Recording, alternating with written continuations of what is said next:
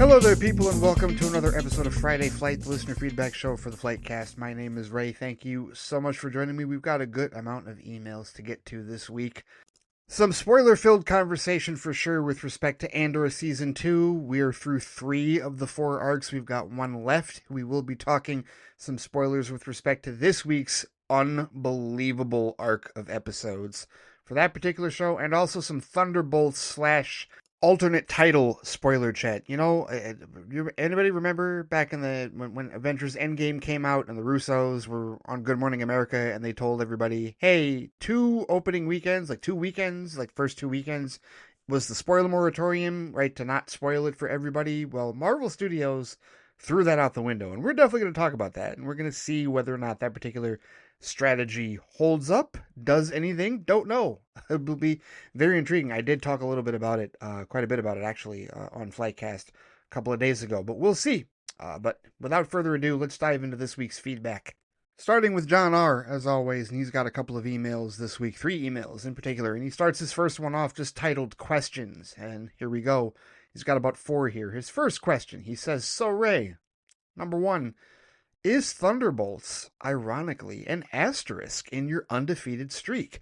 What do I mean? Was Thunderbolts the first time you saw a Marvel movie in 3D, or were there other times? I guess it could be the first time you accidentally went into a 3D film.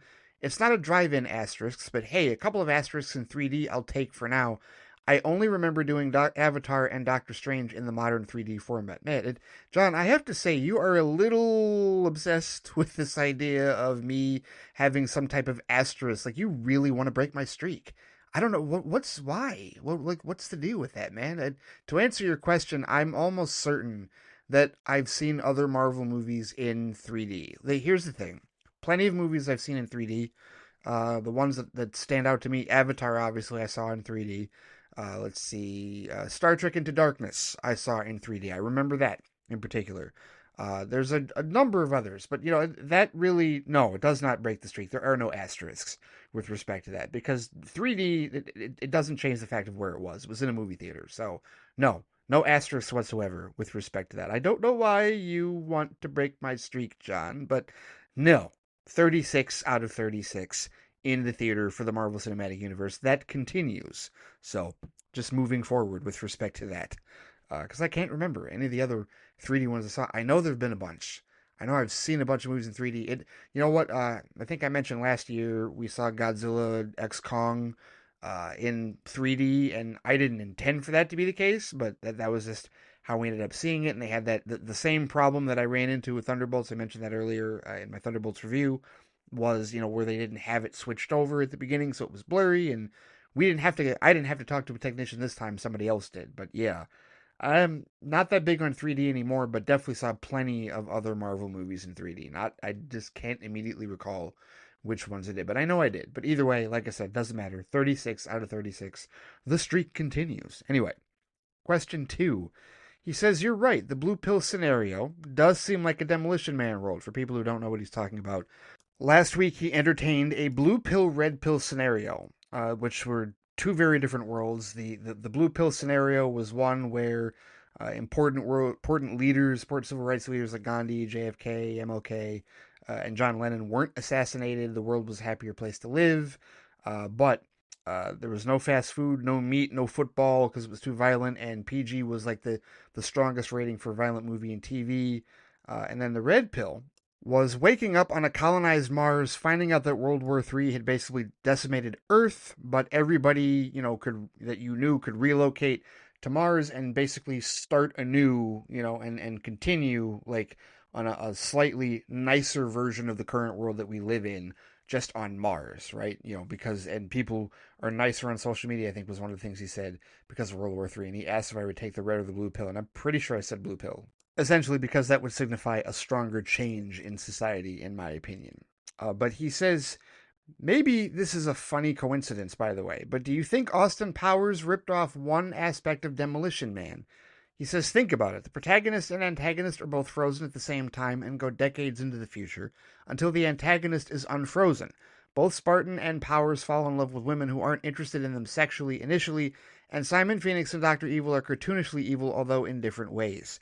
I can't think of another movie or show where the hero and villain end up frozen at the same time. Maybe Cap and Bucky, but Bucky was let out a few times and wasn't really a villain, and at least not willingly. I don't think that Austin Powers directly ripped off a Demolition Man. I feel like the frozen person in time, being awakened for the future. I feel like that's a time honored science fiction trope, if you will. Any other similarities there? And I actually don't agree with the similarity about falling in love with women that aren't interested in them sexually, because I do think Lenina was interested in John sexually, in John Spartan, that is, in Demolition Man. And she was even the one that propositioned sex in the first place. He didn't. She asked for it first. It's just that it was, the verse sex, because physical sex had been outlawed in that particular universe, in that particular future, if you will. So, no, I think that's the difference, right? Now, I'm with you that, Elizabeth Hurley's character was not interested in Austin initially, but I don't think that was the same between Lenina and John Spartan, Sandra Bullock and Sly Stallone, respectively, in Demolition Man. So it's slightly different in that regard, but either way. Number 3, John says, okay, Ray, I do have an episode of a show I am thinking of rewriting, but before I do, I'd like you to settle a debate with my friend. All right? He says there's an episode of the Powerpuff Girls. Oh, I never watched that show, but we'll continue. He says an episode of the Powerpuff Girls where, spoilers, Mojo Jojo strips the mayor of, or strips rather, I guess he meant to say stripped, strips the mayor of Townsville naked. Okay. That seems a little risque for a kid's cartoon, but he says, I thought perhaps it was an homage to the Killing Joke where Joker's little people stripped Commissioner Gordon naked. He doesn't believe, his friend, I'm guessing, he doesn't believe that's the case, and that I was crazy for suggesting it because one's a gag in a kid's show and one's a dark moment in a comic book where Joker is psychologically trying to break Gordon. Okay, fair point, he says. The only counter I would argue would be, why would the writers come out of the idea of the villain randomly taking off a person's of authority's clothes? Just because the word stripped is a double entendre? Mojo wanted to strip the mayor of his dignity and also strip him of his clothes? If that was the joke they were going for, I'm sorry, that's a weak premise. If it's not an homage to the Killing Joke, the only thing that makes sense to me is Mojo had planned to wear the mayor's clothes to give him a sense of power, like Jafar stealing the Sultan's clothes in Aladdin because it gives him power. The clothes make the man, if you will. The difference? He allowed the Sultan to leave his underwear on. Why would Mojo take off his underwear too, unless he doesn't wear the underwear? The mayor's kind of an idiot. He says, and yeah, I know I'm putting way too much thought into this. Yes, you are. But it's always been the weirdest decision I've ever seen done for a kid's show, he says. And not against nude gags. They just have to be nude gags that make sense, subjectively speaking. There's episodes of not just Powerpuff Girls, but Dexter's Lab, Ed, Ed, and Eddie, and a number of shows where the protagonists end up butt-ass naked, but usually the jokes make sense to me. With all that said, do you think it could be a Killing Joke homage for the episode? No, I don't. I'm sorry, John. I don't think that at all. I side with your friend on this one. And it's because I've seen a decent amount of nude gags, and they're always meant to embarrass. They're always meant to depower. They're always meant to... And a nude gag doesn't have to be somebody stripping somebody else of their clothes. It could be somebody being stripped of their clothes by accident. I've seen it in countless sitcoms. Night Court comes to mind. I remember one where Harry, the Judge Harry Stone, the main character, was like seeing a woman, and her angry, jealous ex-husband came to the courtroom, was barging into their chambers, and he, goes out onto the ledge to hide, and he accidentally gets his boxers, snagged on, the ledge, by a gargoyle, and they hang and fall off the cliff, so he is completely 100% naked, and it's played for laughs, it's played for a gag. And, we have to remember, John, that just because a gag doesn't subjectively make sense to you, that it's subjective. It does not apply to everybody else. The gag makes sense to him, your friend. It makes sense to me. It may not make sense to you, but again, it's all subjective. So with respect to it being an homage to the Killing Joke, I mean, you can find that personal connection yourself, but I do not believe, unless Bruce Timm or unless somebody, you're not Bruce Timm, but I was thinking of other animators, but unless somebody that wrote for the Powerpuff Girls, we know for a fact, is an Alan Moore fan, or really loves the Killing Joke and says that, I don't feel that we can infer that. I really don't. Because again, I've seen nude gags before, and it is entirely up to you whether they work or not. So this one doesn't work for you. That is your business. It's all subjective. But for your friend it works for, and I'm not going to go so far as to call you crazy for suggesting it. I'm just going to say I don't agree. I do not agree with you at all. I don't think it was a Killing Joke homage. I think it was definitely just a depowering, embarrassing event that Mojo Jojo, the villain, was trying to inflict upon the mayor. And again, I haven't seen Powerpuff Girls. I missed the boat on that show. But from what I've heard, even for a kid's cartoon, they do go to some places that, there's always double entendres and there's always jokes that are in like the classic, like the long running children's cartoons that go over the kids' heads and completely hit adults who are watching it as well, right? Like that's just a time honored thing as well that happens in animation and other types of kid shows. And it's a case where you watch it as a kid and you won't get it, or you'll see like the basic hilarity that a kid will get, and then you get older and you realize, wow, I did not understand, I did not get the adult part of that joke.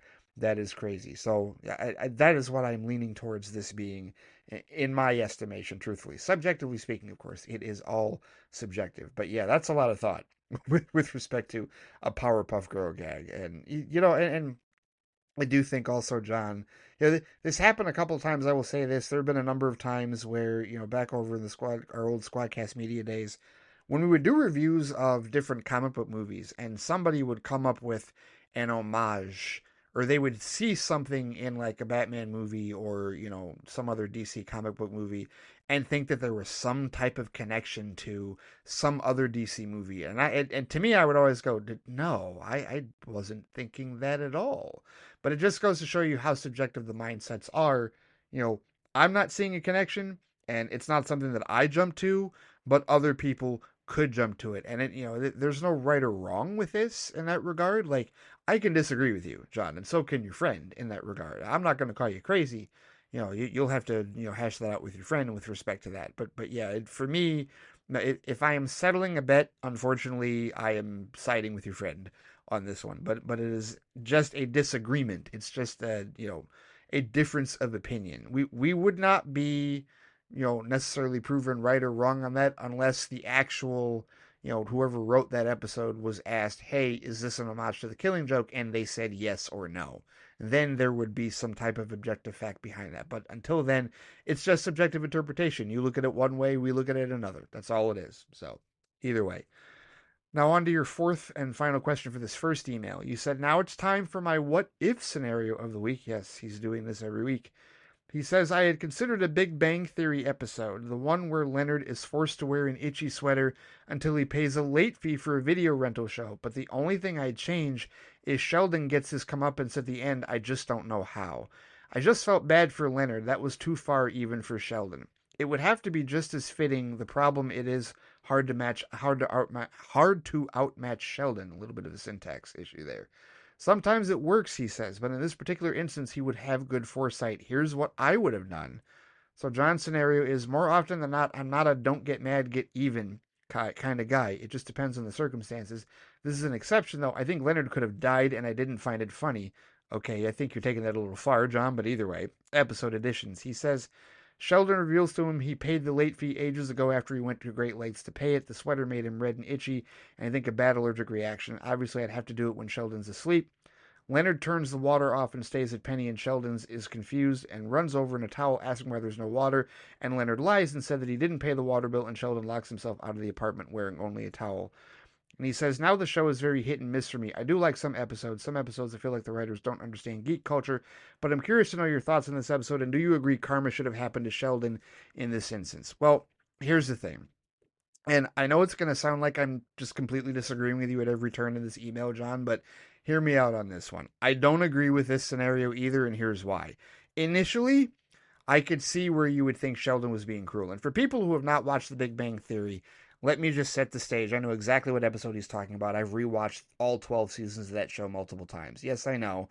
I have so many things that get cut up on the list, and I keep rewatching older stuff. Whatever. It's a comfort show. Anyway, the point of the episode was that Leonard had gone through like some old, he found an old DVD that he had never returned, right? And that's like a big like issue with Sheldon, is like unfinished business. Like he's got like, many people talked about his character having Asperger's and like OCD, And that's like a sticking point for him, for his character throughout the show, like, a sense of completionism, if you will. There was even a whole episode where he and Amy, Amy tried to cure him of that OCD behavior as far as like, leaving things unfinished and whatnot. And like she tried to rewire his brain with therapy, and it didn't necessarily work, and it was hilarious that it didn't work. But either way, in this case, the point that Sheldon is trying to make to Leonard is he's trying to impart to Leonard how he feels when something like that happens, right? Leonard thinks it's ridiculous that Sheldon is that bothered, that upset, that this DVD from 7 years earlier had never been returned and was an unresolved issue. So the reason the itchy sweater comes into play is because the itchy sweater that Leonard is wearing is supposed to symbolize how Sheldon actually feels with respect to this DVD having not been returned. Leonard thinks it's silly that he feels that way. The sweater is supposed to show Leonard in very graphic form, if you will, exactly how Sheldon actually feels in that regard. And so the diabolical nature of what happened is that Leonard wearing this itchy sweater that does, give him a rash, and he kind of breaks out in hives, and it's really does kind of eat him alive, if you will, right? The thing is, like, he goes all over town trying to, find out how to return this DVD, and like the place is closed and it moved out, the owner died or whatever, there's a next of kin. Like, he goes through all these different steps that Sheldon kind of presents him to try and resolve it, and at the very end, when Leonard has to give up and say I can't do it, that's when Sheldon reveals that a while back he found out about the DVD and he paid for it, so it was already resolved, but he intentionally left the empty case in the box thinking that it might be a teachable moment later. And yeah, I know, and Amy even called it diabolical, and yes, it was diabolical, and in many cases it was like very underhanded. It's one of the most diabolical things that Sheldon has done. Here's why it doesn't bother me anymore. It used to bother me before, John. I used to be in your position, not to the point where I would like be 50-50 on the show, but here's why it doesn't bother me anymore. It's because Asperger's is real, John. Asperger's and like OCD and those types of like, those mental health issues are absolutely 100% real. And even though Sheldon, definitely is not the most sociable person and is very awkward and definitely is very difficult on his friends, there's no question about that. He's difficult on his friends, but there's also a level of him that, the reason that they're still friends with him is because, quite honestly, he doesn't mean to. And this comes out in the final episode, right? This comes out in the last episode where, the final indignance where, Amy really confronts him and says that you never mean to. That's the only reason why, anybody is still your friend, because we know that you don't mean to. It's just part of your nature. But, at some point, it's like, when are you going to grow? When are you going to change? When are you going to adapt? And Sheldon struggled with that, even though he very much did change as a character and he did adapt a lot of his character over 12 years. He did not end that show. That character, Sheldon Cooper, played so expertly by Jim Parsons, did not end the show the same way that he started, in terms of like, where the character was and the growth and the progression that he had, right? Because Sheldon in season 1 never gets married and never even thinks about, having children, building a family, doing anything, or having sex even in that regard, and it wasn't like any of that scared him. He had no interest. And over time, throughout the course of his evolution over the show, his character absolutely did change. And he had that awesome moment at the end of the series where, he gives the heartfelt speech to all of his friends and his wife after finally winning the Nobel Prize. And, he tells them, I apologize that I haven't been the friend that you deserve, but I want you to know, in my way, I love you all. And like, that is like one of the greatest moments, not the greatest moment in the show, like, for his character. And so the thing is, over the course of watching this series, as much of an asshole as he is, he has issues. He has real issues, and the others are not that great at handling that, because they have issues of their own. Everybody in this show has mental health issues, and on some level, they've all got some trauma. They've all got some demons. They've all got some stuff they got to fight through. And part of why they are such a organic group together is because they're all damaged.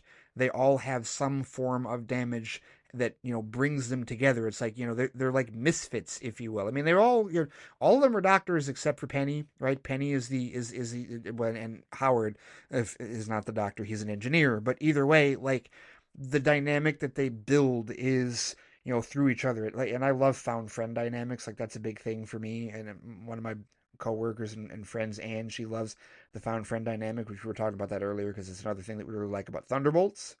Just as a tangent, but either way.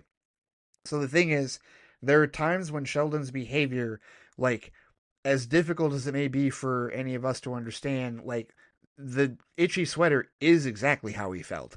And, we may dismiss it and we may think of it as ridiculous, but in his mind, it's that destructive. It's that itchy. It's that burning. Like, it's that bad. And he wanted for one moment for Leonard to understand exactly how he felt. And it's not something that he can control. I know it's easy to look at Sheldon and say, well, he's evil. He can control that. No, he can't. And that's again why the friend dynamic, why he has friends in the first place, because on some level they all know he's trying, but he just can't. And he has these moments here and there, right? Like I remember the moment when Wallowitz's mom died, and that he'd spent the whole episode trying to say let it go and tell people to let it go, and at the very end of it, when they all thought he was going to tell Howard let it go, he actually told him. He said, "When I lost my father, I didn't have friends to help me through it. You do." Right? Like, he surprises them with a heartfelt moment that just shows how his character is growing, and it shows how his friendship with all of them is changing him. And so, to me, I look at the Itchy Sweater episode as a moment where just once he was able to impart to Leonard in, very dramatic fashion how bad the itchy brain is for him when something like a DVD not being returned happens. And yeah, it was severe, and yeah, Leonard did pay like a price for it. It's a sitcom, John. So I really am not going to go so far as to say, well, it's not funny. Leonard could have died. It was funny because Leonard's not going to die, right? It's not so deadly serious in that regard, right? I mean, look, the stuff with Wallowitz and the peanut allergy is way worse. Okay, like that he could have died in that regard, and that pure accidental in that regard with respect to, well, actually the one time was not accidental. The one time he self-inflicted because he was trying to get with Penny, but the other time, well, during that party thing or whatever, it was a distraction so that Sheldon's surprise party, or not, was it Sheldon? No, Leonard's surprise party could go off without a hitch. That was in the first season. The other time when he accidentally ate the what was it, it was like pistachios and like the dressing and the sandwich that they bought for the Game of Thrones party, and he had the allergic reaction. To me, those are way worse than what Leonard went through, right? I mean, Leonard didn't look good at all. Like, his body was all red and everything with respect to it, but he was going to live. He was going to be okay. It was just the sweater was not going to kill him. He was going to survive. It was just, again, Sheldon trying to impart a message, as diabolical as it was, of, hey, you keep dismissing how the itchy brain affects me. Well, now just once you got a taste of how the itchy brain actually feels for me. You may consider it silly and you may dismiss it, Leonard, but this is literally how it feels for me, right? And one would hope, and maybe not, but one would hope that would be something that would be actually a teachable moment for Leonard to understand, just for a little bit, just for a day, how it is to live in Sheldon's mind. Nobody really wants to do that, but just that's how I look at it. So I thought it was funny, and I don't take it quite so seriously, John, and that's why I don't look at it as such a hit and miss situation for me. And as far as the writers not understanding geek culture, I mean, here's the thing: the tough part about that is that we as geeks can look at geek culture and we can say, okay, we can watch that show. And I've had friends of mine that just do not like that show because they're like, this isn't accurate. That's not accurate. This is stereotype. That's stereotype. And yet, for me, I watch that show and I'm like, no, there's parts of this that actually are very true, right? When the girls are watching or decide to read a Thor comic and to try and, call it stupid and don't understand how the guys, can get into stuff like that. And then they themselves get into an actual argument about who is worthy enough to pick up Thor's hammer. That's real. Don't tell me you haven't been in that discussion. We get into stupid ass discussions like that all the time on social media. So there are definitely parts of geek culture that they most certainly understand. But there is other stuff where it's like, okay, they have to, kind of dumb it down a little bit for normies, like how they play video games, like the World of Warcraft stuff, or how they play, the Rock Band, or the stuff with the Wii, and the bowling and all that. Like that, some of that, yes, okay, that's not how we would do it, like in real life. But they gotta do something for television because it's a half an hour long sitcom, and it's a suspension of disbelief in that regard. So that's how it is for me. That's how I take it, truthfully. But of course, as always with anything, it is all subjective. That is just my perspective on that. All right, so on to your second email, John. This one is called Debating the Name Change. So this has clearly got to be about Thunderbolts. Here we go. Spoilers for Thunderbolts. I know we're into that second weekend, but spoilers for Thunderbolts. Here we go. John's got two questions with respect to this. He says, number one, okay, I know I'm treading into Dorsey submissive territory here. Anthony does not have one this week, but either way, it's all good. I don't think you're close to that yet, John. But he says, with these next two questions, I'm curious your thoughts on this. First off, he says, you probably posted this by the time the email gets sent, but here's my 2 cents. Changing the name from Thunderbolts to the New Avengers isn't inherently a bad idea, as I can see the appeal of doing something like that, and I get that this was always the plan. But my concern is maybe they should have waited a week and not 3 days. I do have to wonder if studios operate on how the internet thinks or how normies think, because I doubt a significant portion of the general audience are going to pay attention to all the things Feige says. And even there was a significant amount, not everyone saw the damn movie yet. So I'm fine with the change. I just think they should have waited a bit. I think it'll cause brand confusion. What do you think? First of all, I don't think it'll cause brand confusion because they didn't change the listings. That would have been the only thing that would have made it more confusing to me is if they'd done the same thing that DC did, that Warner Brothers did rather, with Harley Quinn. Remember, Birds of Prey and the Fantabulous Emancipation when Harley Quinn was renamed and relisted the next week to Harley Quinn Birds of Prey. I hated that. I understood why they did it, but you know how much I love the original title. But to me, that was a stupidly knee-jerk reaction, and that would cause confusion because the general audience would look at that, and yeah, the idea is like, oh, they'll see the name Harley Quinn or they'll see Birds of Prey, and that'll attract them to it. No, they're going to think it's a different movie, and that likely happened. Now, there were other reasons why that movie, underperformed the way that it did, but either way, I think that because Thunderbolts listing wasn't changed, like if I go here, I'll go. I checked this the day that those new posters came out and the title changed. That was the first thing I checked, was to see whether or not the actual listing, like if I wanted to buy tickets on Fandango, because that's the app that I use Fandango, did the actual listing change? And the answer is no. The film is still listed as Thunderbolts. You just see the New Avengers poster along with it at that point. So I don't think it'll cause brand confusion in that regard. I think it's a marketing ploy. Like I said in Flightcast back on Monday, I think it's a marketing ploy to try and get more word of mouth for the general audience to go see it. If they didn't know what Thunderbolts were, they didn't have a draw to Thunderbolts, then give them the name Avengers. They know Avengers. Let's see how, if they can carry over, they can stave off a big drop off in the second weekend. That's what I think it really was about, to be honest with you. Aside from whatever other plans they might have structurally speaking going into Fantastic Four first steps and Avengers Doomsday, right? That's what I think it really was. But no, I don't think it'll cause brand confusion because they kept the original listing for people that are looking for tickets, whether they're buying on the Fandango app or whether they go to the theater. Anybody that's going to the theater tonight, if they're looking for Thunderbolts, they'll find Thunderbolts. And then, obviously when they see the movie, then they'll understand, oh, okay, now I see why they're calling it the New Avengers. But I think they put that out there as a ploy after the opening weekend to try and drum up, further interest from the general audience and stave off the second week drop off. I absolutely believe that was a ploy in that regard. And we'll find out. We'll find out, this weekend if that worked or not. And I think it'll probably still be number one at the box office. I don't see anything I can't think of anything coming out this weekend that would take it down. Here, let me open up Fandango again. I don't think there was any major, no, not that I could see, no major releases this particular week. I mean, I know that Kerry Washington has that new movie Shadow Force. Did that come out this week? I don't think maybe it did. Maybe it came either way. But either way, I don't see anything that dethrones Thunderbolt from number one at the box office this weekend. But how much of a drop off it sees from last weekend remains to be seen. And we'll see whether or not this marketing ploy may have helped stave a bit of that off, or if it did nothing.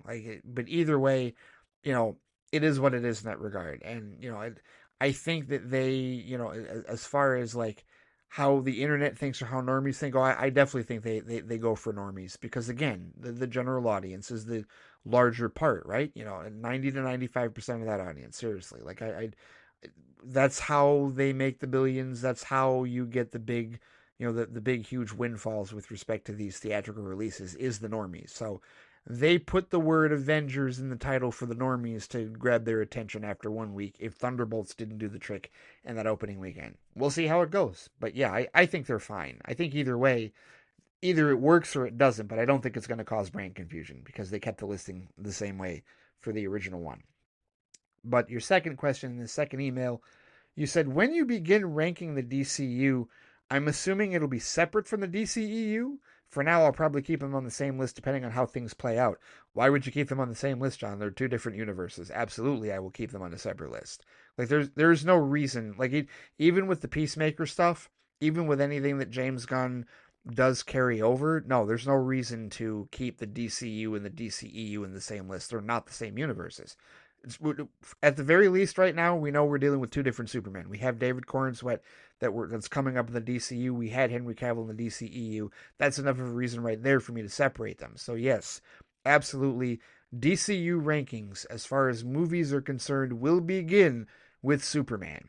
And then, I really won't be able to start ranking those films until after Supergirl releases and anything else that is on the docket that will actually be released, that will actually be produced, that will actually like see the light of day, and start to form a list for the DCU, which is what hopefully I think most of us are hoping for. We're hoping for success for the franchise, but yes, DCU will absolutely be its own separate list from DCEU. I see no reason logistically to keep them together, like even with the whole James Gunn bringing stuff over from the DCU, and speaking of that. Let's get to your third email, which is titled, I'm impressed with James, and you sent this today. You said that Peacemaker Season 2 trailer, because yes, the Peacemaker Season 2 trailer did drop today.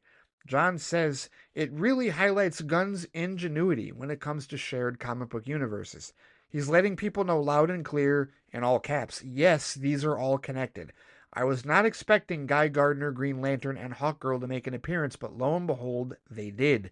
His brother playing Maxwell Lord is different. That's who Sean's playing? Sean's playing Maxwell Lord? I don't know if I heard that before. He says his brother playing Maxwell Lord is different, but interesting. I know some fans are sick of multiverse, but it makes me curious. Maybe it gives us an idea that we might see Season 1 DCEU Peacemaker meet Season 2 DCU Peacemaker? Did you enjoy the trailer?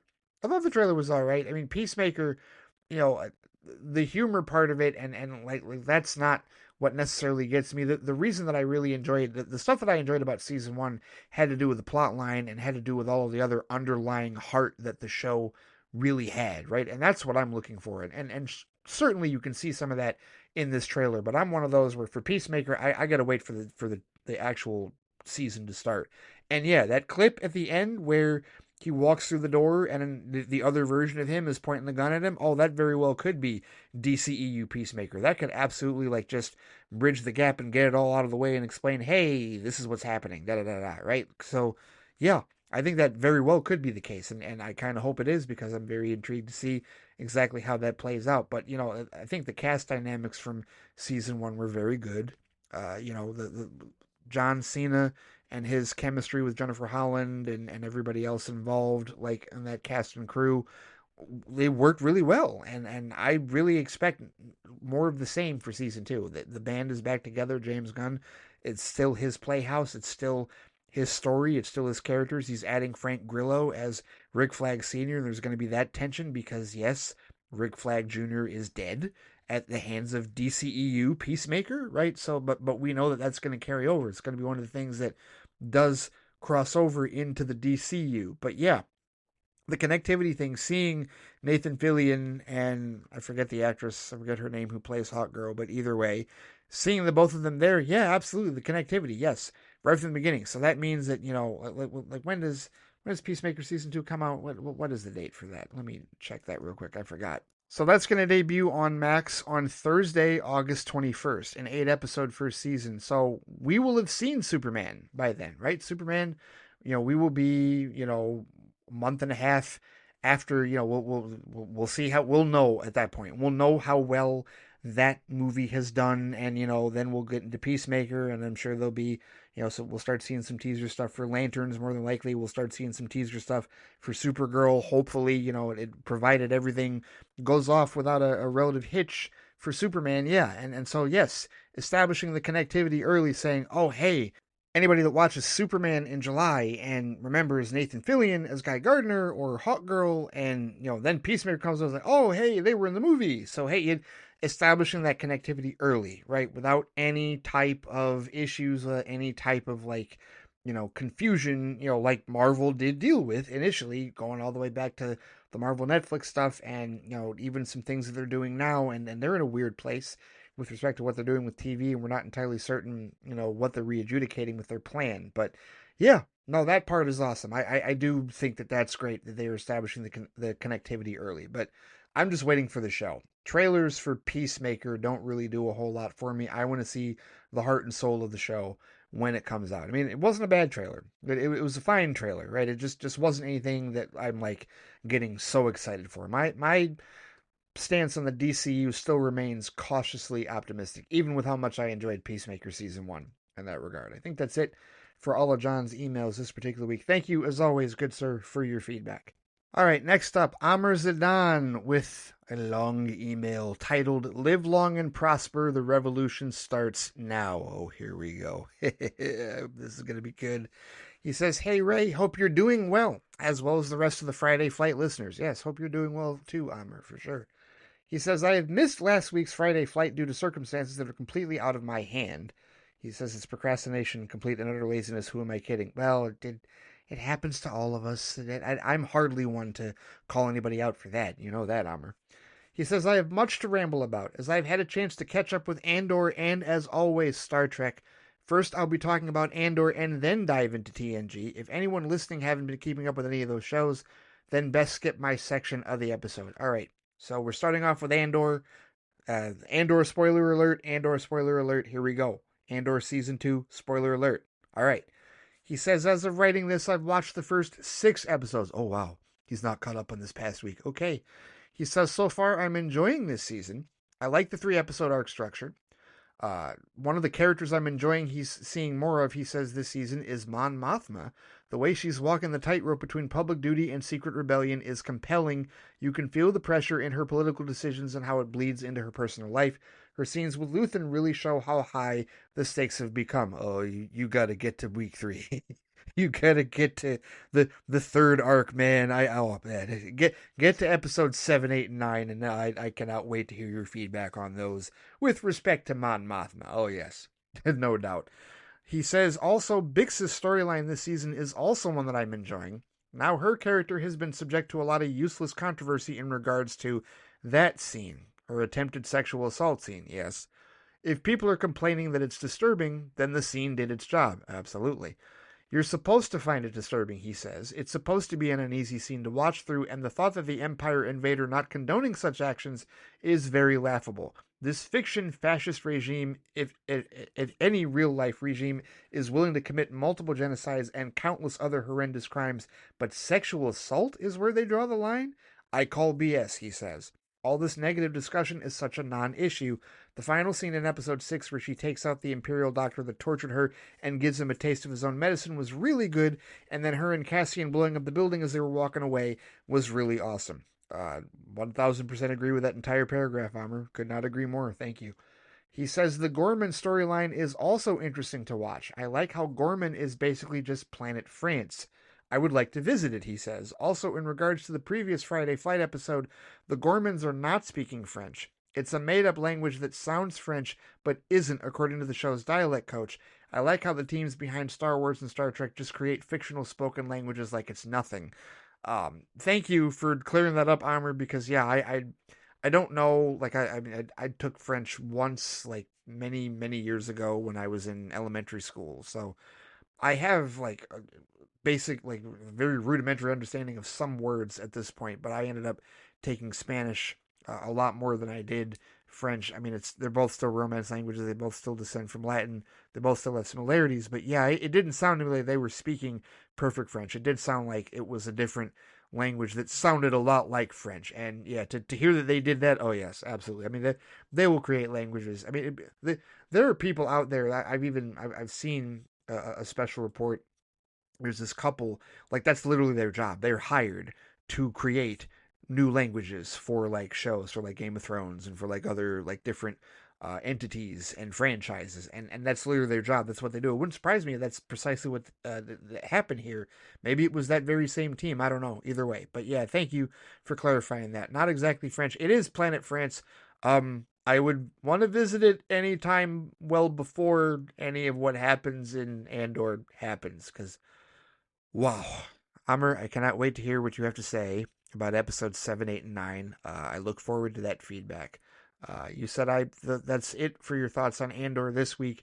You said, I am interested in where the season goes. I'll definitely still be tuning in for the rest of the episodes. Oh, yes, for sure. Cannot wait for that feedback next week. Good, sir. All right, now we're moving on to TNG. All right, so Alex, that's your warning. TNG, spoilers, here we go. We're diving back into season 5. He says, like always, Amr says, like always, I'm enjoying the show.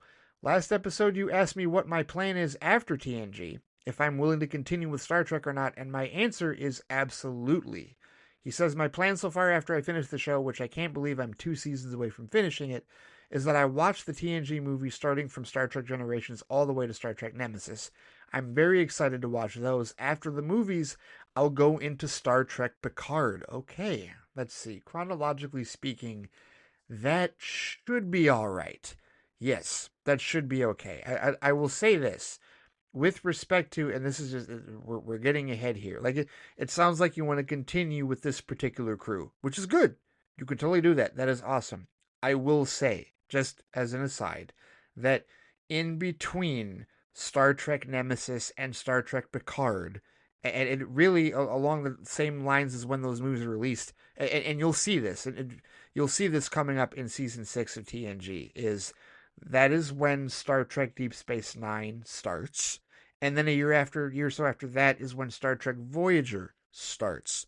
So those are 2 other shows that do not follow the Enterprise. They follow 2 other like completely different crews. The space station DS9 in Cardassian space, or Bajoran space, pardon me, but it's a Cardassian space station taken over by the Federation, and Star Trek Voyager, which is basically a Lost in Space plot with a Starfleet ship, the USS Voyager, right? So those other 2 shows, 7 seasons apiece, do happen, and there will be things that are referenced out of either that will happen, that they'll get referenced in the TNG movies, most notably in, well, not so much Generations, but definitely First Contact, definitely in Insurrection, and there is and First, yeah, or Nemesis as well. All right, so I'm not saying that you have to go through those other 2 shows, Amr, before you get to Picard. I will just say that there will be some context that you may miss with respect to what has happened to the galaxy, not the crew of the Enterprise, but to the galaxy, if you go from Nemesis to Star Trek Picard. You can do that. You can do whatever you want, right? You can go in whatever direction.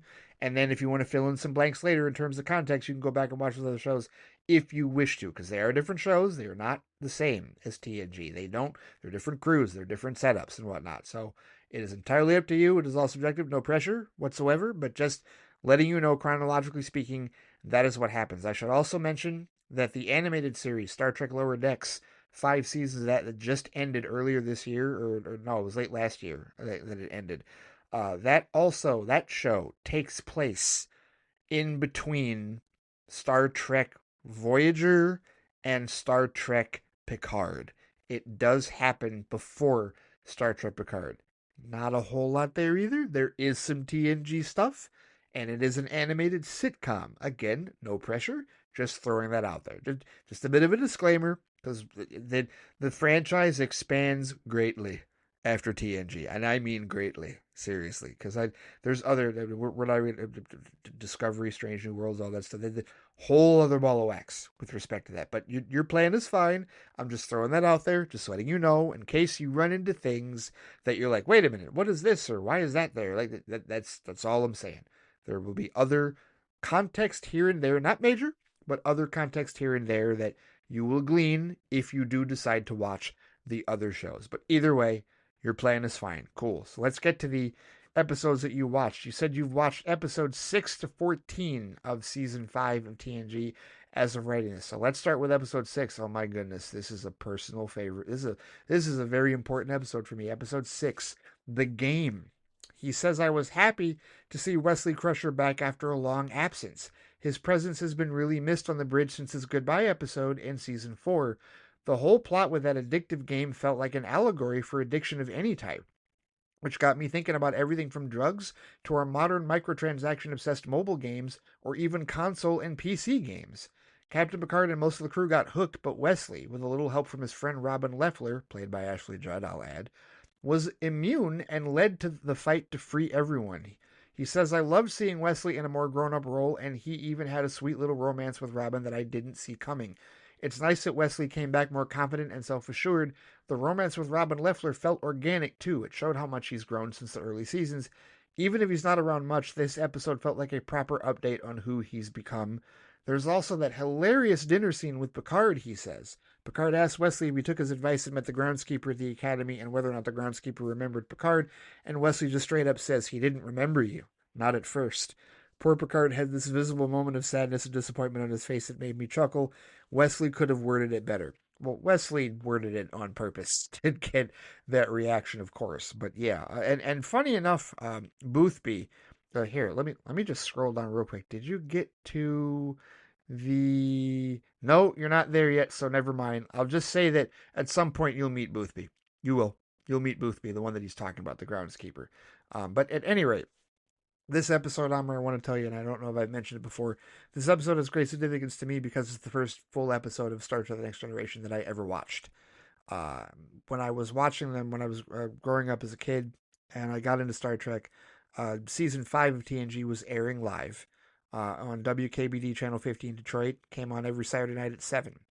And in those days, like, they'd show new episodes of TNG at 7. They'd show new episodes of the original series at 11 on Saturday nights. And I didn't have there was no bedtime for me, right? Because it was the weekend, so I could stay up late.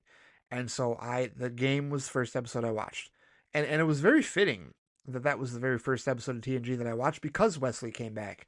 So I already had an introduction to Wesley Crusher. Like, I've never known the show without Wesley. Like, I mean, obviously I've seen the episodes without Wesley, but the first episode I watched had Wesley in it, a very different Wesley. So it was interesting when I went back later to watch the previous 4 seasons and see how Wesley was younger and how he had grown into the dynamic, to where we see him in the academy here in this episode. But yeah, this one definitely holds personal significance for me because first full episode of TNG that I ever watched, first full episode of Star Trek that I ever watched. So it's a very special episode for me personally. It's also the first time I ever saw Ashley Judd in anything because I hadn't seen her, and I don't know what other movies or roles she had to that point, but she was in this episode. There was also a prior episode in season 5, either a prior episode or maybe it's an episode after this. I'm not entirely certain where it falls in the pecking order, but I know that she appears in 2 episodes, but clearly in this one she had a bigger role. She was absolutely like a co-star with Will Wheaton in this episode. So and it was a great dynamic, and it was really awesome, and it's a great episode, and all the allegories that you picked out with addiction. Yes, absolutely. This is definitely one of the stronger episodes for me personally, I think, in season 5. And I've said before that I think season 5 is the strongest season of TNG. And with that in mind, let's get to episode 7 and 8 because this is a big one. Unification 1 and 2. He says the first 2-parter in TNG that isn't a season finale. Yes, that's right, Amr. Which makes it feel extra special in the middle of the season, he says. It feels the show is starting to not just save the big guns for finales anymore. This was treated like an event, and rightly so, with the build-up around Spock's mysterious mission. There's also one other thing that I want to mention, Amr, that has significance. This episode, if I remember correctly, but this episode I know for certain is dedicated to Gene Roddenberry because this was when he died. He died late 91, in the middle of the season.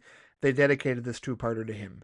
So, Gene Roddenberry, of course, the great bird of the galaxy, if you will, the original creator. This was his franchise, Star Trek, way back when in the 60s. So, yeah, that was also another reason why this was kind of a special event, if you will, in addition to what happened in the episode and what was centered around it.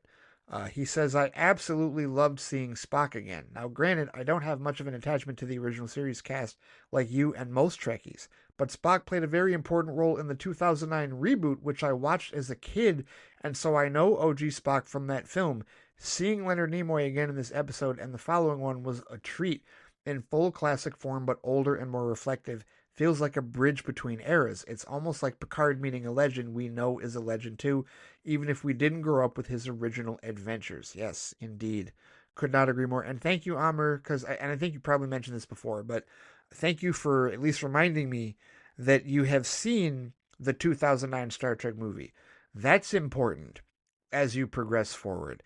And I'm just gonna just keep that in the back of your mind. If you go on the path that you're talking about, where you're gonna go into Star Trek Picard after Nemesis, just remember the Star Trek 2009 movie. It actually is going to play a role in terms of context for what happens in the first season of Star Trek Picard. Don't worry, just keep it in the back of your mind. It's all good. Glad you've seen it. Anyway, moving on with the rest of Unification 1 and 2. He said the dynamic of between Picard and Spock is really the standout of this two-parter. There's something so powerful about how they balance their shared history through Sarek, but also their similar intellectual approaches with their differing philosophies. The dialogue between them felt weighty and respectful, which made their alliance against the Romulans even more compelling. And yes, in this episode, we see the return of Sela. She might end up being my favorite TNG villain with how much of a sharp, cunning character she is. Her motivations seem to run deeper, especially with how she's tied into both the Romulan Empire and her personal vendetta against the Federation. It's shaping up to be a juicy arc. I also did a double take. Oh, I'm glad you found this out. He says I did a double take when I realized Klingon Captain Kavada is played by Stephen Root. Total surprise cameo. Also, maybe it's just me, but I can't help but think that the ending of part 2 is a prelude to Spock's later mission to save Romulus from the 2009 movie timeline. Wasn't Spock on Romulus during the event of the 2009 film? In the film, he tried saving Romulus, but was accidentally brought back in time through that time wormhole. I felt like part 2 was a nice unintended setup for that movie, in my own head canon at least. Yes, Amr, you absolutely can do that. And that does tie in a little bit into what I just said with respect to remember the 2009 Star Trek movie when you start to watch Star Trek Picard, because it will factor. There is something that occurs that will factor. There's a connection right here. It just in terms of, I won't give away precisely what happens in Picard, but you'll see. When you get to that point, you're going to see exactly what the connection is there. And yes, Spock's presence on Romulus certainly is tied into that. And I'll also even go so far as to say this, and I'm giving you there's another indicator here in terms of another one of the Star Trek series, Star Trek Discovery, which has gotten, in my opinion, a lot of undue hate and snark from classic Trek fans. It's awful for a number of reasons. That show actually adds a third part to this episode. It does. There's an episode in season 3 of Star Trek Discovery called Unification 3. That's all I'm going to say. It is a direct sequel, if you will, to this two-parter, and heavily references what happens and the plot of this two-parter. That's all I will say. So there's also my pitch for maybe watching Star Trek Discovery down the road. I know I'm throwing a lot at you here, and like I said, your original plan is fine. It's perfectly fine. I'm just saying there's a whole world of Star Trek out there, man, and you can enjoy and embrace all of it. It's great, it's glorious, and it's awesome, and I love it. And yeah, the Stephen Root thing, listen, I found that out like a couple years ago. Seriously, all these years, Captain Cavada, and then one day I looked it up and I was like, Milton from Office Space? Seriously? That dude, like, he is such a chameleon. He's been in so many different things, so many different TV shows, so many different movies. Yeah. Stephen Root, Star Trek veteran, playing a Klingon, unrecognizable. If I show anybody a picture of Cavada, there's no way they think that's Milton from Office Space, and yet it totally is. He's got the accent. He did it. He played it well. Cavada, I really like. I liked his Klingon, especially the scene that he had with Data at the beginning of the second part of the episode, where he's talking about the Romulan defense codes. He's like, "Don't bother. We've been trying for years. I have unique skills that may allow me to succeed. I cannot reveal classified Klingon entry codes to Starfleet." That it just I really liked his character. He's one of my more favorite Klingon one-off characters that happens in this show. So no, that's awesome. That's really good. I'm glad you found that out a lot sooner than I did when I first watched this episode. He did also add that he wanted to mention the scene with Picard and Data where Picard is trying to get some rest, but since there's only one bed, and it's hardly a bed, it's like a metal slab. But since there's only one bed, Data is just standing there. That was incredibly funny. Part of me thinks that Data was literally just messing with him, but covered it up as one of his android antics. Yeah, I'd like to think that too, that Data was kind of like, let me make him uncomfortable, even though he didn't seem like he was trying to, but yeah, no, for sure. That was funny. No, great episode, great two-parter. Yeah, again, just building on that strength of season 5, in my opinion. Next up, episode 9, A Matter of Time. Oh yeah, this is definitely a one-off episode. He says it had one of those twists that made me look at everything under a different lens once it was revealed. We're introduced to a time-traveling historian from the 26th century, played by Matt Frewer, who has come back in time. For people who don't know who Matt Frewer is, he's Max Headroom, and also he was Rusty and Russell Jr.'s dad in Honey, I Shrunk the Kids. Anyway, a time traveling historian from the 26th century who has come back in time to witness the Enterprise D and its crew on a mission that is widely famous in the history books. The so called historian is played by, he said, Max Headroom? Yep, quick Google search. Oh, that is him. Yep, totally. The crew is trying to save a planet from a deadly ice age. This episode once again features what I love most about TNG, the problem solving mixed with a moral dilemma. Here, the time traveling historian Rasmussen turns out not to be who he says. He's just an inventor from the 22nd century that stumbled upon a time machine and is using it for financial means by stealing technology from the future and selling it in his time as his own. Overall, it was a nice episode with a fun premise and twist. Yeah, and I totally remember as a kid thinking that it had a really dark ending because I actually felt bad that Rasmussen got trapped in the 24th century, but he was a criminal and he was totally trying to steal data. So yeah, that wasn't going to work out. He did get his comeuppance as he deserved in that regard. So yeah, totally. Next, he watched episode 10, New Ground, which shifts focus to our dear warrior Worf, he says, and explores him as a father, which is really heartwarming. We see his struggle to connect with his son, Alexander. Worf is so used to duty and battle that his fatherly role is totally new territory for him. Yes, very much so. New Ground really flips the script on Worf's character, and I love how it shows a side of him we don't often get to see, he says. He's always been this stoic, disciplined warrior, but here he's thrust into the role of a father, and it challenges him in ways that are both emotional and personal. Worf's vulnerability in trying to balance his warrior nature with his new responsibility as a father is so well done, he says. It's a powerful reminder that even the strongest characters have to deal with real everyday struggles. His relationship with Alexander isn't easy, and it shows how unprepared he is for this shift in his life. Seeing him try to connect with Alexander was so different from what we're used to. It's a whole new layer to his character. Yes, definitely, and it absolutely added another dimension to him, and it's just one of a couple of Worf episodes. There's a big one that you're going to get to later on this season that gives us even more introspective nature into his character. Worf got a lot of character development starting, from, I mean, really it started with season 3, with Sins of the Father and continued on, through Redemption and now into what's going on with him and the arc with him and his son being aboard the Enterprise. But yeah, a lot of really great introspective character development with Worf. But here's the favorite of mine, episode 11, Hero Worship. A rare glimpse, Amr says, into the emotional and psychological toll that disastrous space travel events can have, especially on kids. In The Bonding, Season 3, Episode 5, we see a similar theme with Jeremy Astor, who loses his mother. Both episodes really highlight how the isolation and danger of space affect the young crew members, but Hero Worship takes it a step further by showing how someone like Data, who is often seen as the least human member of the crew, can be a source of comfort and guidance. Timothy's attachment to Data as a role model, Eimer says, and his desire to model himself after someone who seems unaffected by emotion was really well done. It gives Data a chance to explore his own emotional boundaries, even if it's through a child's lens. It's especially interesting because Data is often struggling with his own humanity, so seeing someone else try to emulate him forces him to confront that inner conflict. The subtle moments where Data realizes the impact he has on Timothy were a nice touch. Yes, and also the advice, because Data, obviously, he talks to Geordi, concerned about Timothy, and of course he talks to Troy and Picard, he asks for their assistance.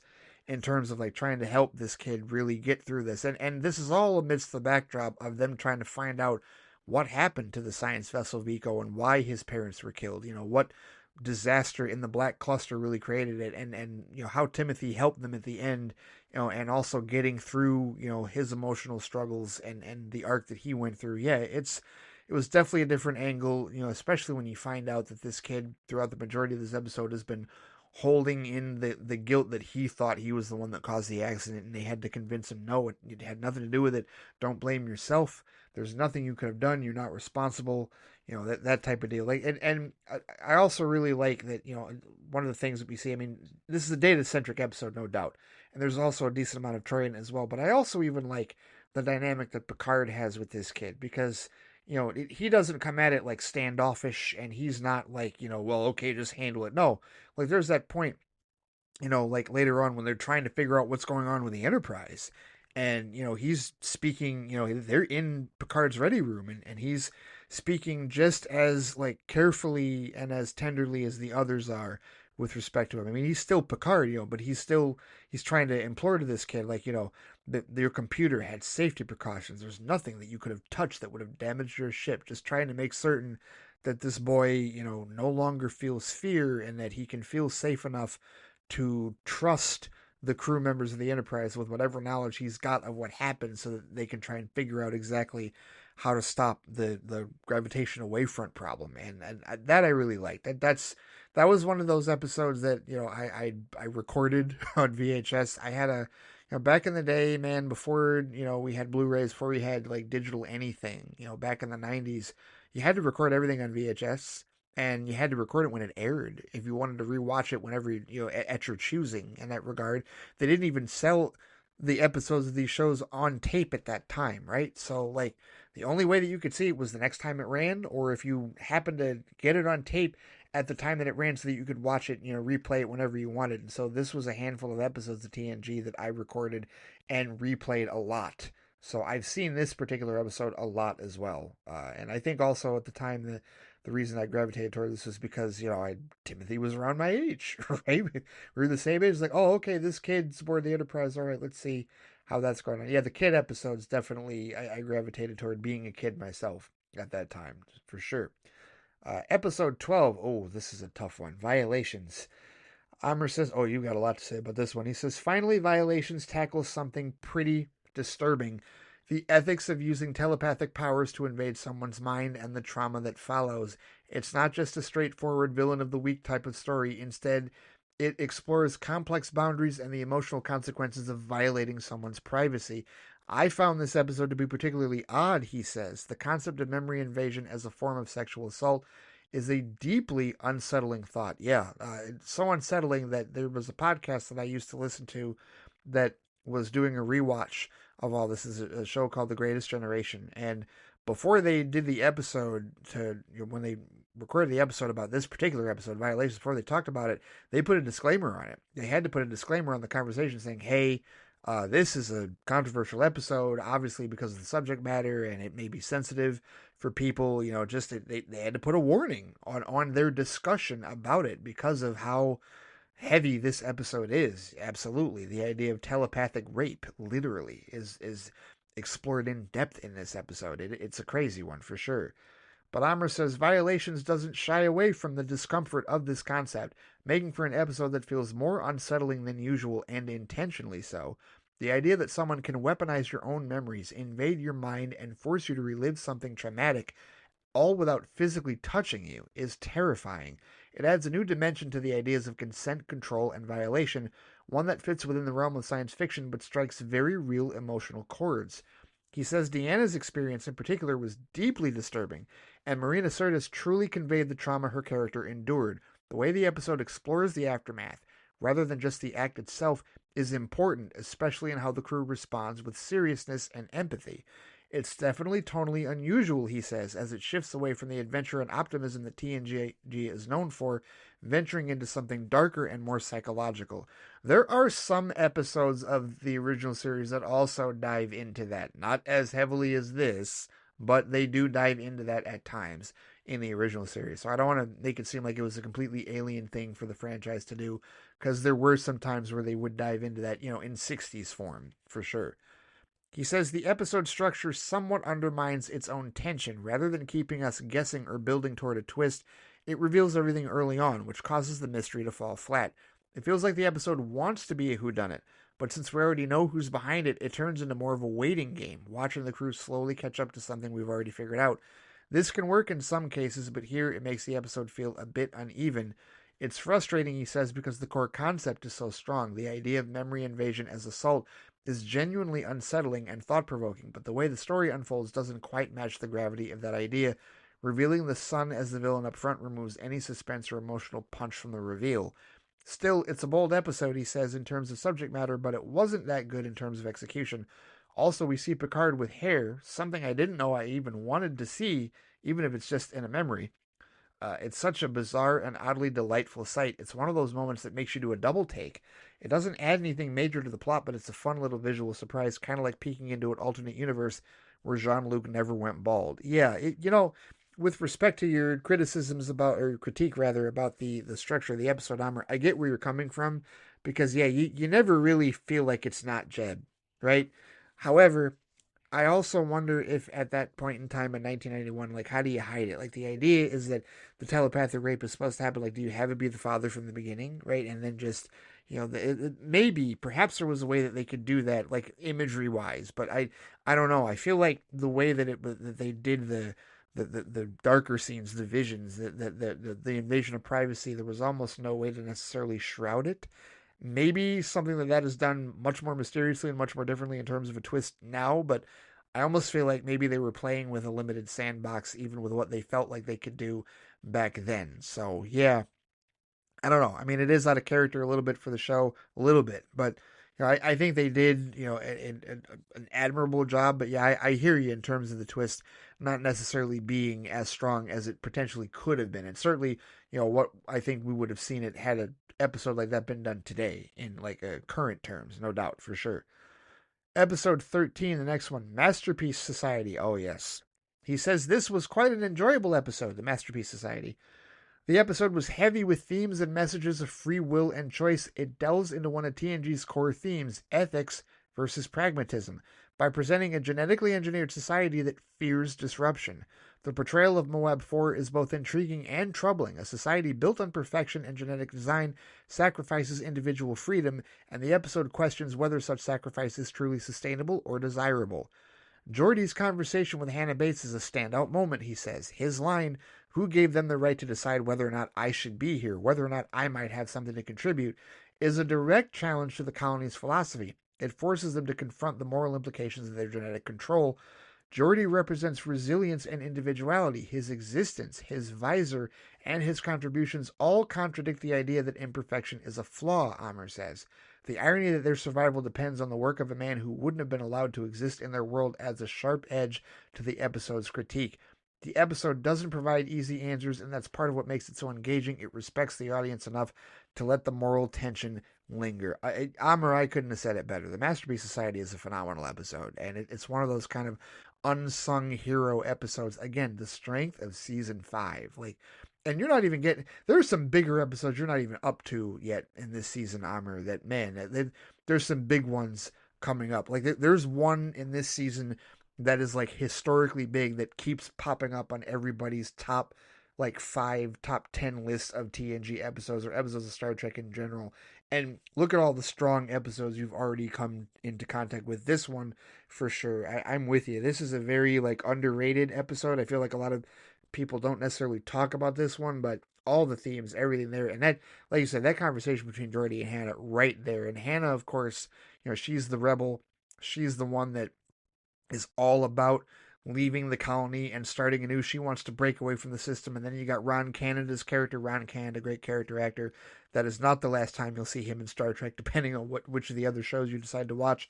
But he's a great character actor. You've seen him in stuff. He's the curmudgeon. He's the one that, we must hold on to what we've got. You can't let them do this, da-da-da, right? You've got those character dynamics, and then you've got John Snyder's character, Aaron Connor, who is like the leader, like he's supposed to be like, the leader of the colony, but he's, in between both sides, right, being pulled in either direction, if you will, by either Hannah or by Ron Canada's character. Martin, yes, that was his name, Martin. So, yeah, no, this is a loaded episode. I mean, even the stuff between Aaron and Troy, I mean, it's not the greatest necessarily set up between the two of them, but still just a lot of complexity, a lot of more complexity in this episode. I'm right there with you on that one. That's a great assessment for sure. The last episode that you watched for this update, episode 14, Conundrum. Oh, he says this was an awesome episode. The mystery of the crew losing their memories immediately pulls you in, and the tension builds so naturally that you're right there with them, questioning reality. The concept is simple, but the execution is sharp, character-driven, suspenseful, and laced with just the right amount of humor. Here, the Enterprise crew loses their memories after a mysterious alien scan, and a stranger, Commander McDuff, is suddenly part of the crew. They are led to believe they're at war with a species called the Lysians and are sent to destroy their command center. Maybe because I didn't pay close attention at first, he says. I didn't even realize McDuff was there until about 20 minutes in, when Picard started addressing him as first officer instead of Riker, which added to the mind games McDuff pulls. I thought he was a random crewman, he says, and then he started getting more and involved like he had always been there. That slow, subtle reveal was incredibly effective. McDuff doesn't come across as a traditional villain at first. He blends in, capitalizing on the crew's discipline and structure, manipulating them without suspicion. It's not just amnesia, it's control, and the episode plays that twist with finesse. I agree, because remember, as a kid, first watching it, like, I didn't distinguish McDuff from the rest of the crew. I just thought he was somebody that had always been there, and he just popped up in this particular episode because I'm only like, what, 5 or 6 episodes into watching the show regularly as a kid. And so, yeah, the reveal later, yeah, that was a complete, like, 180 for me. But he says, watching the crew try to reassign their roles was fascinating. Worf believing he's in command is both hilarious and oddly fitting, and Riker, as always, just rolls with it. But what really stands out is the dynamic between him and Ro Laren. Oh, yes. He says Ro and Riker have an interesting chemistry in this episode. Without their memories, the hierarchy and caution that usually shape their interactions are gone, and it creates space for something impulsive and human to develop. Their scenes together are playful and surprisingly natural. That ending scene is a perfect comedic punctuation mark. Ro's smirk, Troy's look, and Riker's panicked realization. That's the face of the man who knows he's in deep shit. Yes, very much so. It's a silent, perfect beat that tells the whole story without dialogue. It is outstanding. Yes, I agree. He says, side note, so what type of relationship are Will and Riker? Is he Will and Riker? I think he meant Will and Troy? Will and Diana? Or Will and Deanna or Ro?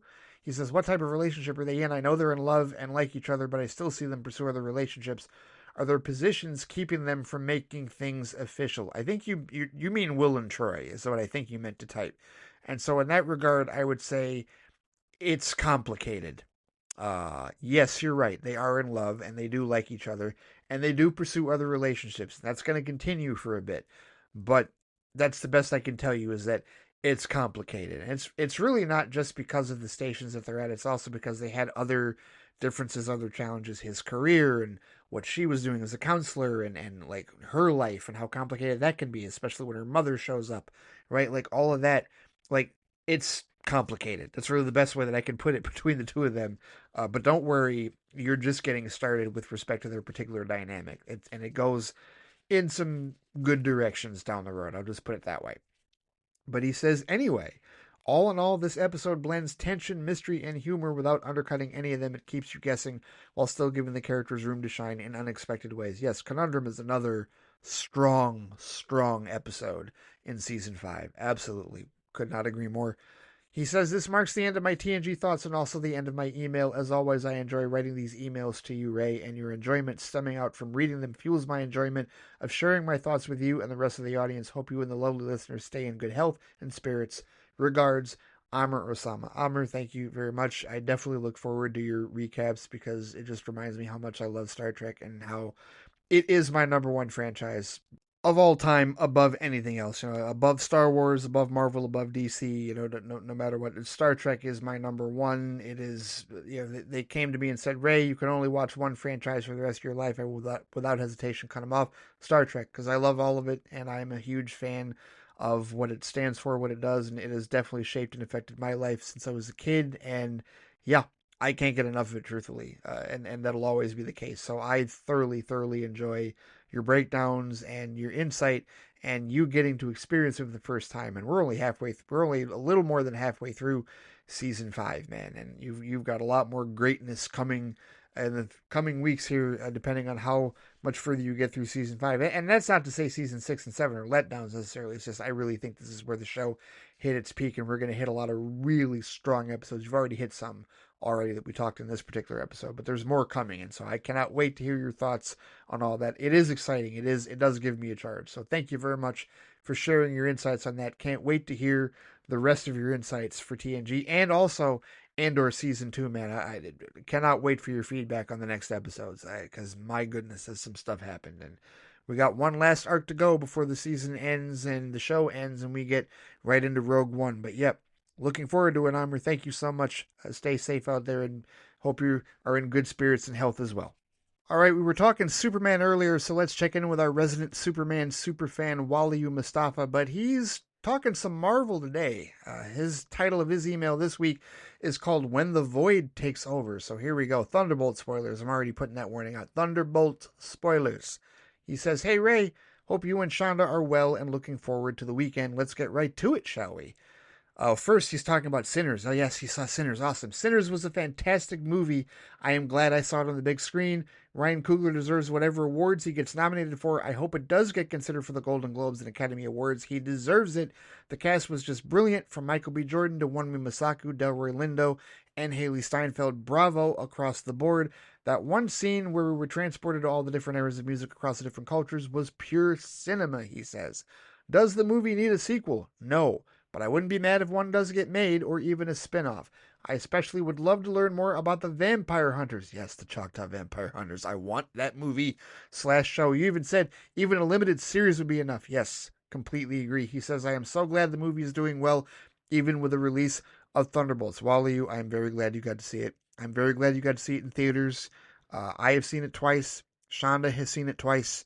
We both thoroughly enjoy that film. It is already pre-ordered. That glorious 4K Steelbook will be a part of my library without question later on this year. It's one of those, Wally. When I say this, you understand. It's one for the culture.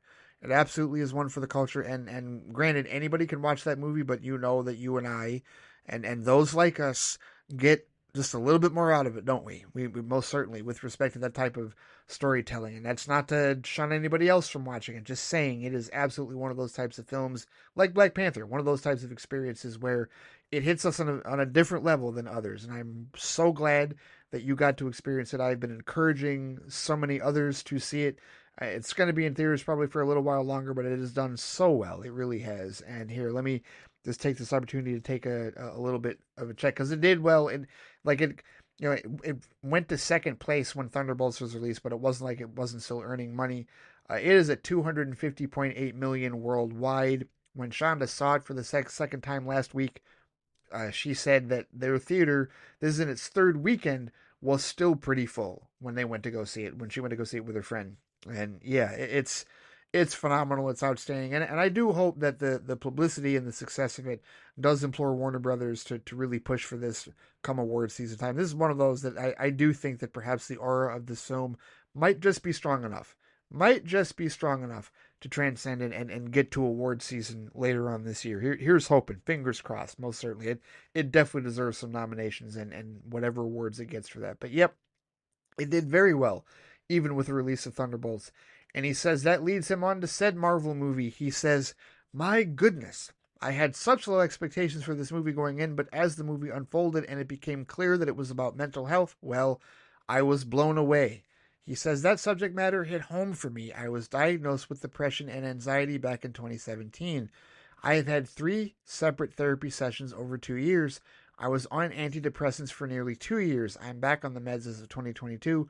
So yeah, this movie was relatable in every sense of the word. The scene where Bob was pummeling the void and he was being consumed by it reminded me of a dark period I went through. I had not long broken up with my partner, the same person I am with now, and I wanted to be alone. I didn't want any contact with anyone, he says. I was in perpetual darkness, not just in my head, but in my apartment. The curtains were closed, and I let my void swallow me whole, but my partner didn't give up on me. She did her best to make sure I was okay, even when I didn't want her to. And then I learned my friends were also worried about me. I had put a very frank post on Facebook about what I was going through, and they too wanted to make sure I was okay. If it were not for any of them, who knows where I'd be. Seeing Yelena, Alexei, Ava, John, and Bucky rescue Bob in that way hit home, he says. In a way, though, they all saved each other. They were all dealing with their demons, and they confronted them and found a way out together. Thank you, Marvel, for making probably the most relatable movie you have ever made. You said you cried during that scene, and I am not surprised, he says. It's like everything that transpired in the movie came to a head when they all rescued Bob and let him know he was not alone. And boy, did we need this movie right now. I will say you have placed it a lot higher in your rankings than I expected, but it's your ranking, so I won't judge, especially since I haven't done a ranking of any kind for the MCU. Wally, I never in a million years thought that I ever expected that I would rate Thunderbolts that high on my MCU list. And if people are curious as to where I put it, you can listen to the Thunderbolts review that I did last weekend because I totally indicated there. I will give you a hint. It's in my top 10. And there's a good amount of movies that people are going to be like, seriously? You put it over that? Yes, I did. And it's because of all the reasons that you mentioned, Wally. And you know, I do thank you for, sharing some personal details with respect to what you've gone through with your own mental health issues. I certainly feel like all of us on some level deal with mental health issues, especially in the world that we live in. I know I do. And therapy sessions and whatnot are definitely something that I need to embrace more in my own life. I know that. And I'm not afraid or ashamed to admit that because I feel like that there's been such a stigma around that, for a lot of our lives, certainly a lot of my life. And I feel like a lot of those stigmas are going away because our generation is understanding the importance of mental health. And for the MCU to do a film like this, for the MCU to make that front and center, and it hasn't been like I have coworkers that don't necessarily hold the movie in the same high regard, and they thought it was kind of like heavy handed and was like little like not over the top, but just like okay, we get it, it's about this. And I feel like anybody that went into that movie just expecting more of the 2 hours of CGI fest with a big huge climactic battle at the end, to stop the villain. I think that's what they expect out of these superhero films, right? Not just because of Endgame expectations, but just because of what the genre has done, like traditionally over the last 40, 50 years.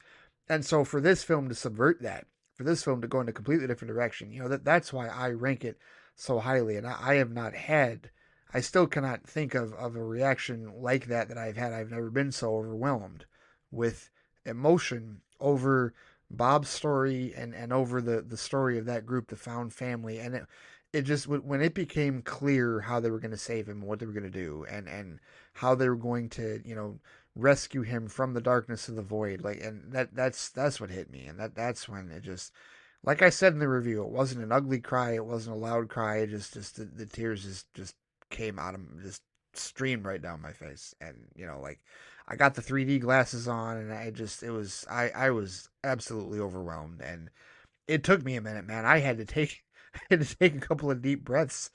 Like after the void had been defeated, as the end of the movie is happening, it hit. It really did. It was one of those where just I got it. I felt it. I felt what Bob was going through. I felt what all those characters are going through. Like there's a lot of relatable stuff with everything that cast goes through in this film, even from a superhero standpoint. And so yeah, all of that was just so overwhelming and so incredibly well done. And that's why I rank it as high as I do. That's why because it's arguably one of the MCU's most important films with respect to that type of subject matter. The MCU, and MCU fans have said yes. Thor dealt with it in this, and they dealt with PTSD with Iron Man and Iron Man 3 and all that. Yes, I get it. On the surface, mental health issues have been dealt with. Never like this. The MCU has never done it quite like this. Thunderbolts is a shift. Thunderbolts is a change, and it is just such a incredibly well done emotional change. So there's word that Jake Schreier, the director, that they're talking about him doing X-Men. Okay, you know what? Fine. I mean, this is I haven't seen any of his other work. Truthfully, I don't know what else he has directed here. Let me see if I can Google him here, Jake Schreier, American director. Uh, what else has he done? Here, let's go to Wikipedia and see what else he's got. Well, let's see. Robot and Frank, Paper Towns, uh, and Thunderbolts. That's it. That's all he's got as a director. So it's like, hey, I mean, he's got television credits: Alpha House, Shameless, Minx, Beef. He also directed an episode of Skeleton Crew, which I have yet to watch. But yeah, and he's done a ton of music. Oh wow, he's a music video director, so it's kind of akin to Zack Snyder in that regard. But either way, yeah, if he does the X-Men, hey, then I feel like he's gonna have a good handle on tackling the social issues with respect to that. So yeah, I'm good with that so far based on what he's shown so far with Thunderbolts. But yeah, that's why I rank it so high, man, because it just unprecedented for the MCU to do a film like this. And again, it proves what this genre can do with something with a subject like mental health distress. And I loved it for that reason. Wally says, I want to touch on what you said about the spoiler that was revealed regarding the movie's title. I put a post on Threads advising people to be careful of said title change. It certainly is a ploy to get more audiences in to see the movie, but at the same time, I also understand Mr. Dorsey feelings on it. Yeah, Anthony was not happy. Anthony was not happy at all that was like, he wasn't able to see the movie at least, and I still don't know if he saw it on Tuesday because I haven't necessarily talked to him on Thread since then. But at that time, he was saying that he was not going to get a chance to see it until Tuesday, and he was already seeing stuff for it. And I was telling him, dude, get off social media, get off the internet until you do get to see it on Tuesday. So yeah, he was treating that as like a regular spoiler, even though I didn't necessarily agree with that myself. But I get where he's coming from with it.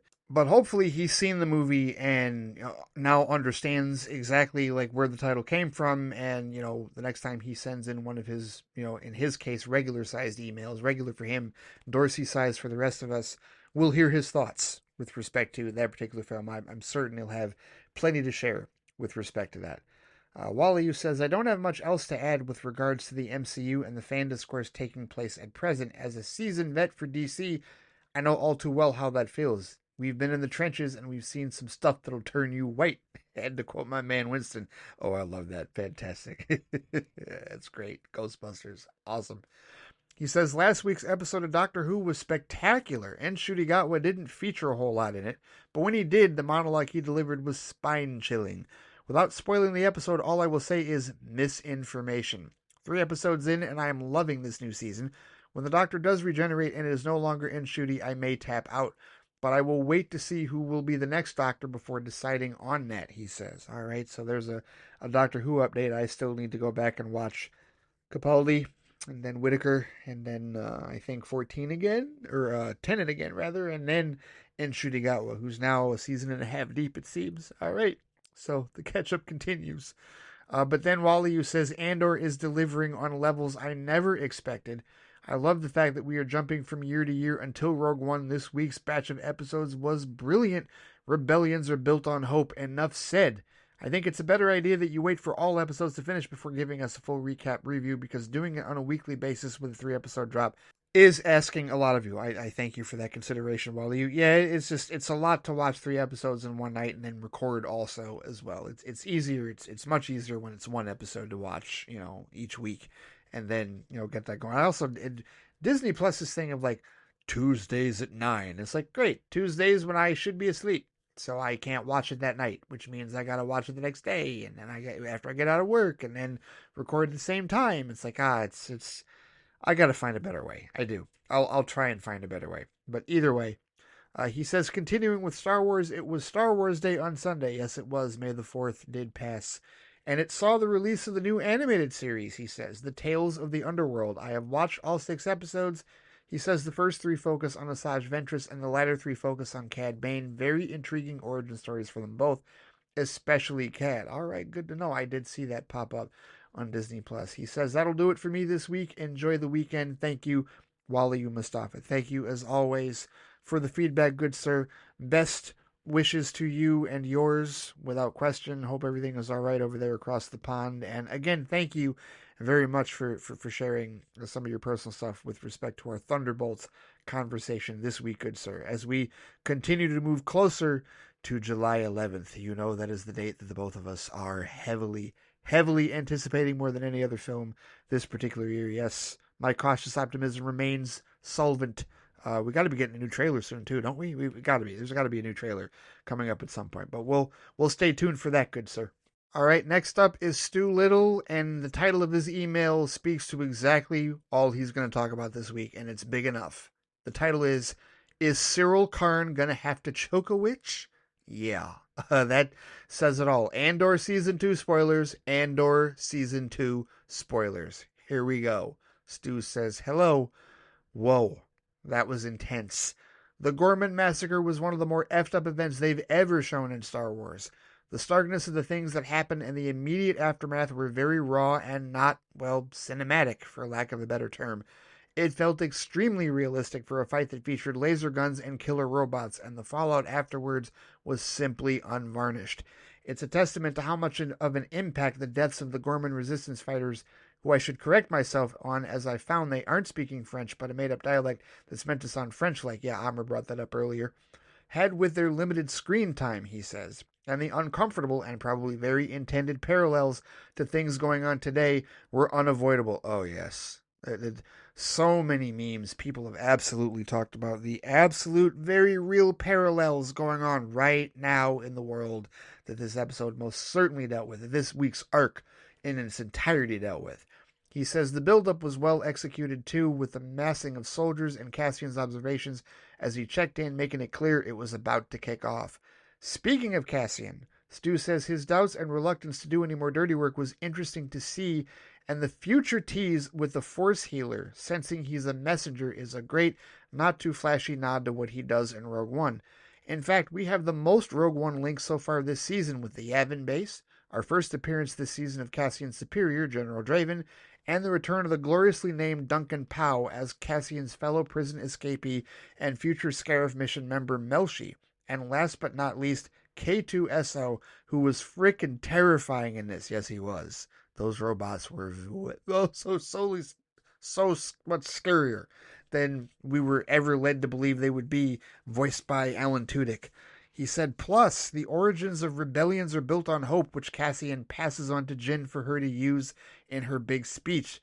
There's a bigger feeling of transition here from Andor being a standalone show to connecting to not only Rogue One, but the wider Star Wars canon, as you can follow up these episodes by watching the Rebels episode Secret Cargo, where Mon Mothma has just condemned the Empire and fled to join the Rebels, with the Ghost Crew tasked with helping her get supplies to the Gorman people through an Imperial blockade. Speaking of which, Stu says Mon's plot going this direction is very sudden, and again, kind of realistically so. Making this choice doesn't leave her the ability to say goodbye to her husband or daughter or anything, with everyone she's interacting with being rebellion related, and Bix also leaves to spur Cassian into being a rebel full-time with a tragic, we'll reunite once this is all over, goodbye note. And then Stu says, and of course the most severe tying up of things was the story of Cyril Karn, who finally confronts the fact that he's been wrong about the side he's on and has a very emotionally charged breakup with Dedra, which is pretty confusing in how I'm less comfortable with him physically threatening her to get the truth than I would have been with Andor sniping her. His ultimate fate is a tragic one, as his mercy to Cassian is followed with sudden death before he can actually act in any further way to redeem himself. Kyle Soller has killed this role, being such a pathetic figure for much of the screen time, but believably turning it around so late onto being a bit more sympathetic. Next week is the big finale, which ends seconds before Rogue One, and we will see the return of Andy Serkis, so I'm very excited. We might even see Daniel Mays as Tivik and learn how he hurt his arm. Take care, Stu. All right, I wanted to read through Stu's whole email, but I do have thoughts with respect to that. First of all the Rogue One tie-ins, fantastic. We are getting so much closer. The whole thing with Mon, and Anthony, if you're listening to this, it just go ahead and just get that smirk ready. I need to rewatch Rebels. I do. Because the entire time that they were talking about, Mon is going to, Gold Squadron's going to bring her in, we need her to make this big speech, I'd forgotten that we already heard that speech. I'm thinking, oh, we're going to hear that speech later. No, we're not, because I've already heard it. I've only watched Rebels, all 4 seasons, all the way through once. I need to rewatch it. I do. I clearly need to rewatch it, especially in this case, because that was context that I was missing. And I found this out because later somebody posted that speech on Threads, and I was like, well, son of a...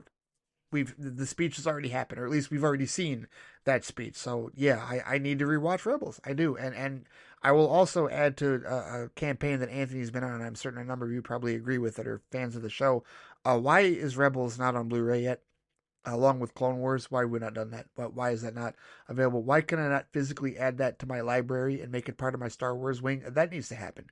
That most certainly needs to happen. Both of those shows and the Bad Batch as well. All animated Star Wars, like all those half-hour long dramas, they need to be on Blu-ray. They need to be available for physical media purchase without question. But yeah, I gotta rewatch Rebels, no doubt about that. So because that was impressive, and I love, again, I could not be happier for Genevieve O'Reilly to go from deleted scene in episode 3 to just fleshing out the Mon Mothma character in a way that we never thought would ever happen. And she has added so much depth and gravitas and tragic, like resistance and heroism to this character, and it's been fantastic. Such a great ride. And yeah, the whole Bix thing, I mean, that is so tragic. That is so heartbreaking for those of us, of course, that know the fate of Cassian Andor at the end of Rogue One.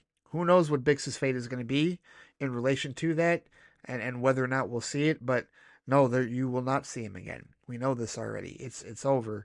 That is the end of that particular relationship, at least from this particular point. Who knows if we see anything happen to Bix next week in the final arc of Andor season 2. But either way, we know that it will not end with the both of them together. They will not be able, like, they won't even get to see the win. The win will happen well after at least Cassian has departed. So that is also very tragic, ultimately, no doubt about it. But either way, and I also want to mention, you talked about Cyril and his brief act of redemption, if you will, like his mercy that he showed towards Cassian.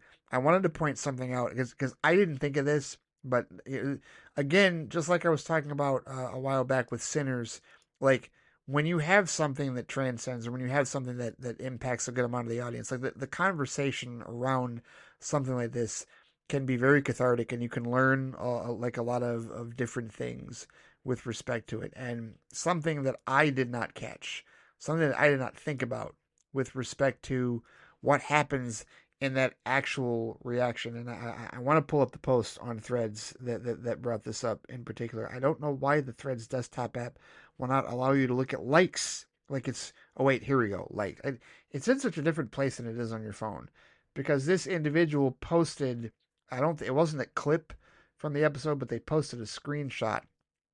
And obviously, thankfully I saw it after I got caught up on those episodes, because then it would have been like, ooh, okay, what is that entailing? What happens to Cyril? Like I wouldn't have known at that point. But here, I'm scrolling through here. Just here we go. So this is from the Marvel Reader. I think I've mentioned him before, and it was a picture of Cyril just before he gets shot. As he's like, it's after Cassian says, "Who are you?" Right, and it wasn't an act of mercy necessarily. Marvel Reader says this wasn't a dismissal of his existence. In that moment, even Cyril didn't know the answer.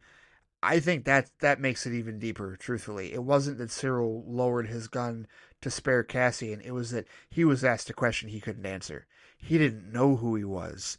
And in that moment of confusion, in that moment of, not being able to identify who he was anymore, that's when he gets popped. That's when it's over. That's when his arc is done. And Kyle Soller just did an absolutely phenomenal job. Such a Weasley-ass character that I, grew to despise. And somebody else also pointed out that instead of, taking responsibility for what he had done and the part that he had played in being manipulated by Dedra to affect the citizens of Gorman, that he immediately sees Cassian and just attacks him and throws all the blame on him, falsely, right, in that regard. And it's like, he still made the wrong decision. That's why he ended up dead. That's why he ended up, going down at the end of it. I was looking up Kyle Soller's career to see if there's anything else of his that I've seen. The answer is no, because I'd never heard of this guy until Andor.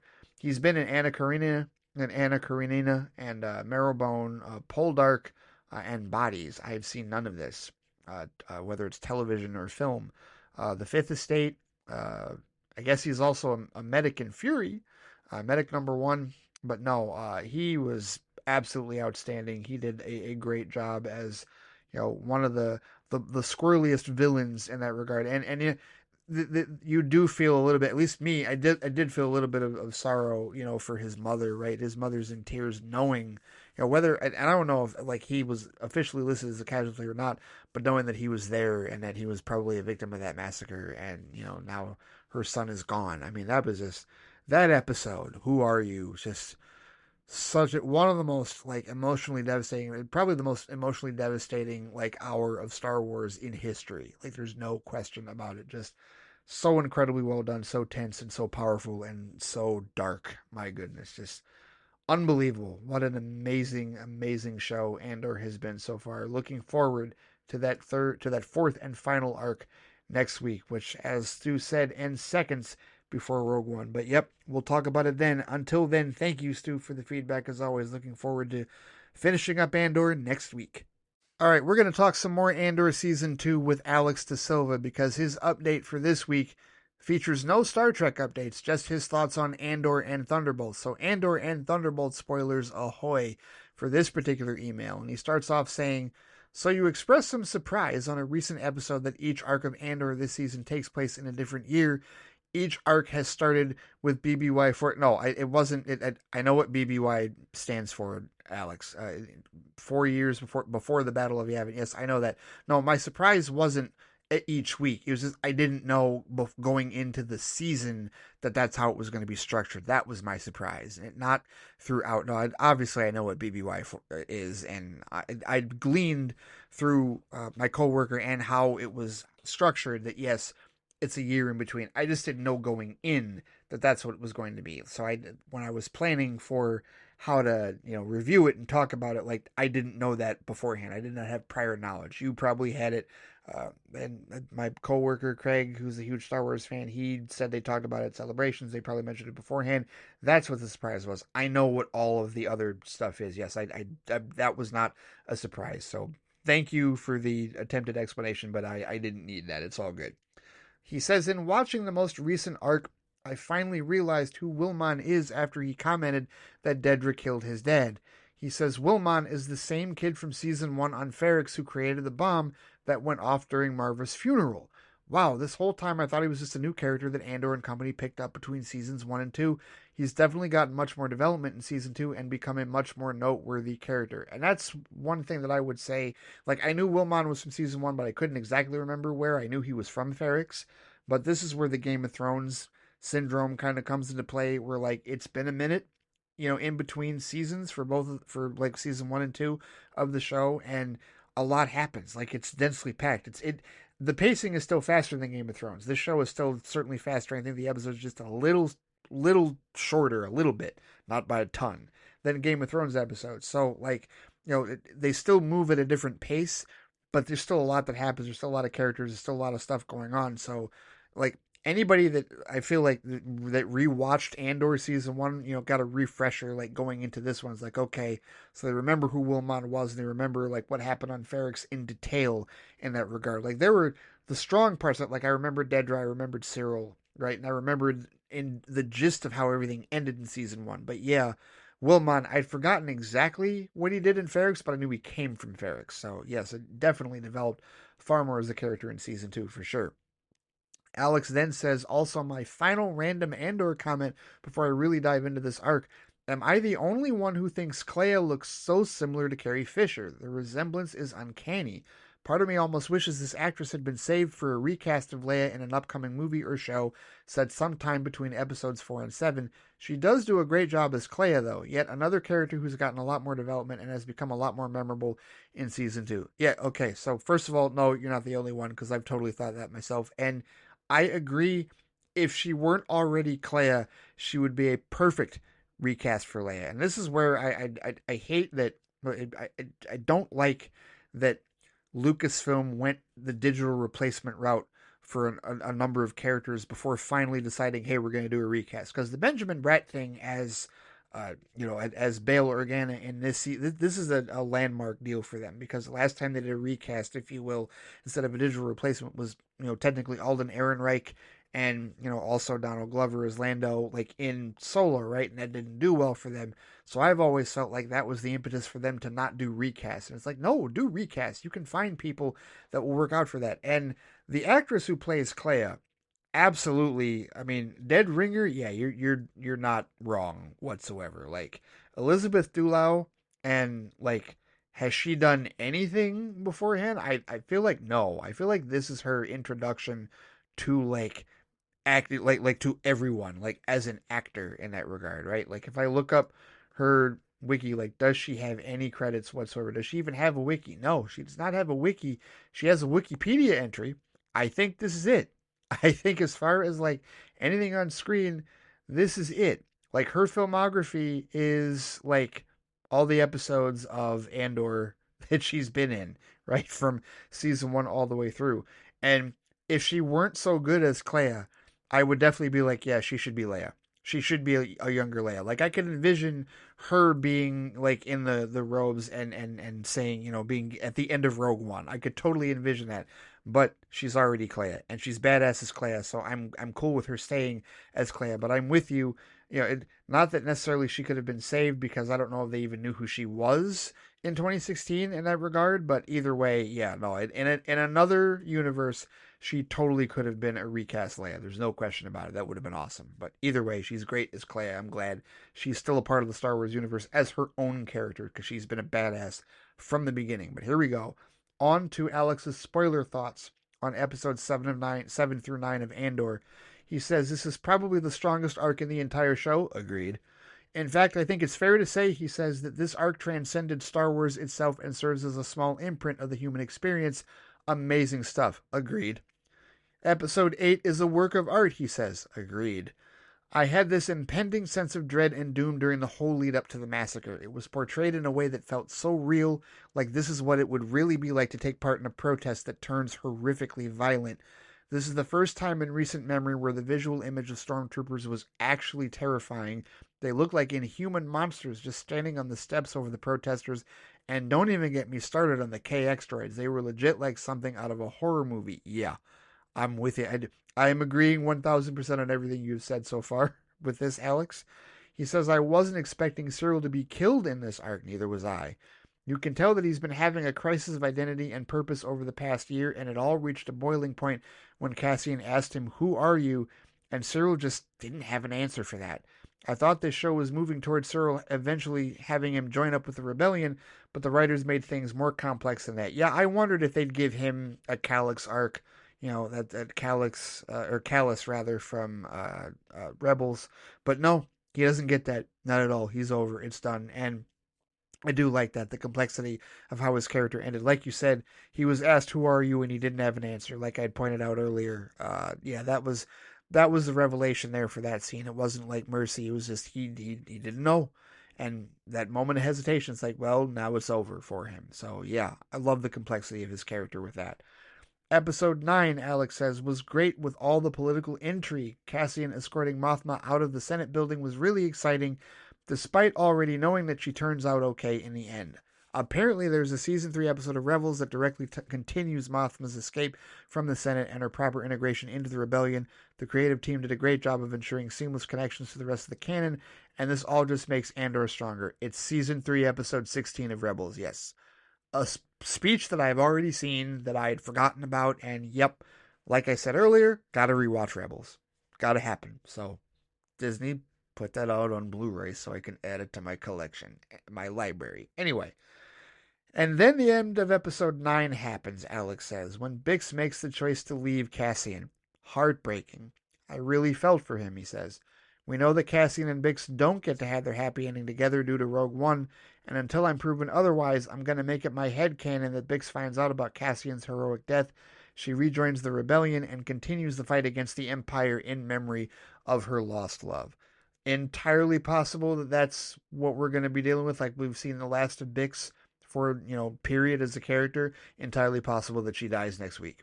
We'll see what happens. We're just, whatever it is, whatever we see next week leading to Rogue One, it's gonna hit the heartstrings. I know it is, just like this week did. So we'll see. But I like that headcanon. Hopefully we can stick with that, but we'll see how the final arc goes. He says, I've seen some criticism about the last scene of episode 9 introducing K2SO after the emotional separation between Cassian and Bix. People have said it was tonally jarring to move to a semi-humorous moment after the emotional anguish the audience has just been through, but honestly, I don't hate the choice to end the episode this way. Star Wars is built on a foundation of hope and optimism, and ending the arc with this scene provides us with positive momentum moving into the series finale. I can't believe the show's about to end just next week, but I'm going to savor every moment. This is the strongest Star Wars show by far, and I'm really going to miss it when it's gone, he says. Alex, I agree with all of your Andor thoughts. I agree with 1,000%. I have not seen anybody complain about that with K2SO, but I agree with you. I disagree with them. Ending it that way, especially after everything that happened. I mean, especially when he grabbed the robot after the Wilmon smashed the tank into it to save him. It's like he was staring at it too long. I'm like, that's K2SO. He's gonna grab that, and that's K2SO. Like it was because we knew K2SO was going to pop up by the time the season was over. He had to go into Rogue One, and so yeah, to end it that way, not only was it an emotional release after this week's arc, but yeah, it also continues to set up what we know is the case in Rogue One. So yeah, I'm perfectly fine with it. I didn't have any issues with it. I disagree with the criticism against it in that regard. And so moving on, Alex says, now let's end with some Thunderbolts spoiler talk. Here we go, Thunderbolt spoilers. If you were so moved by the power of friendship ending, then I think there's a lot of anime out there that you would really enjoy, since a lot of them are built on strong group dynamics and frequently feature these strong friendship type moments. Oh, I have no doubt. I have absolutely no doubt. And I'm about to do a dive into some anime that I have been collecting over the last year. Some very important anime that I know a lot of anime fans it's very like prestigious in their eyes, and stay tuned to that on Patreon because those episodes of Flight Review are going to be coming up in the not too distant future. But he says, I thought it was a missed opportunity to not give Ghost a moment in the Void Rooms. I don't remember anything about her backstory from Ant-Man 2, so this could have functioned as both a catch-up moment for the audience and an opportunity to grow the audience's attachment to her.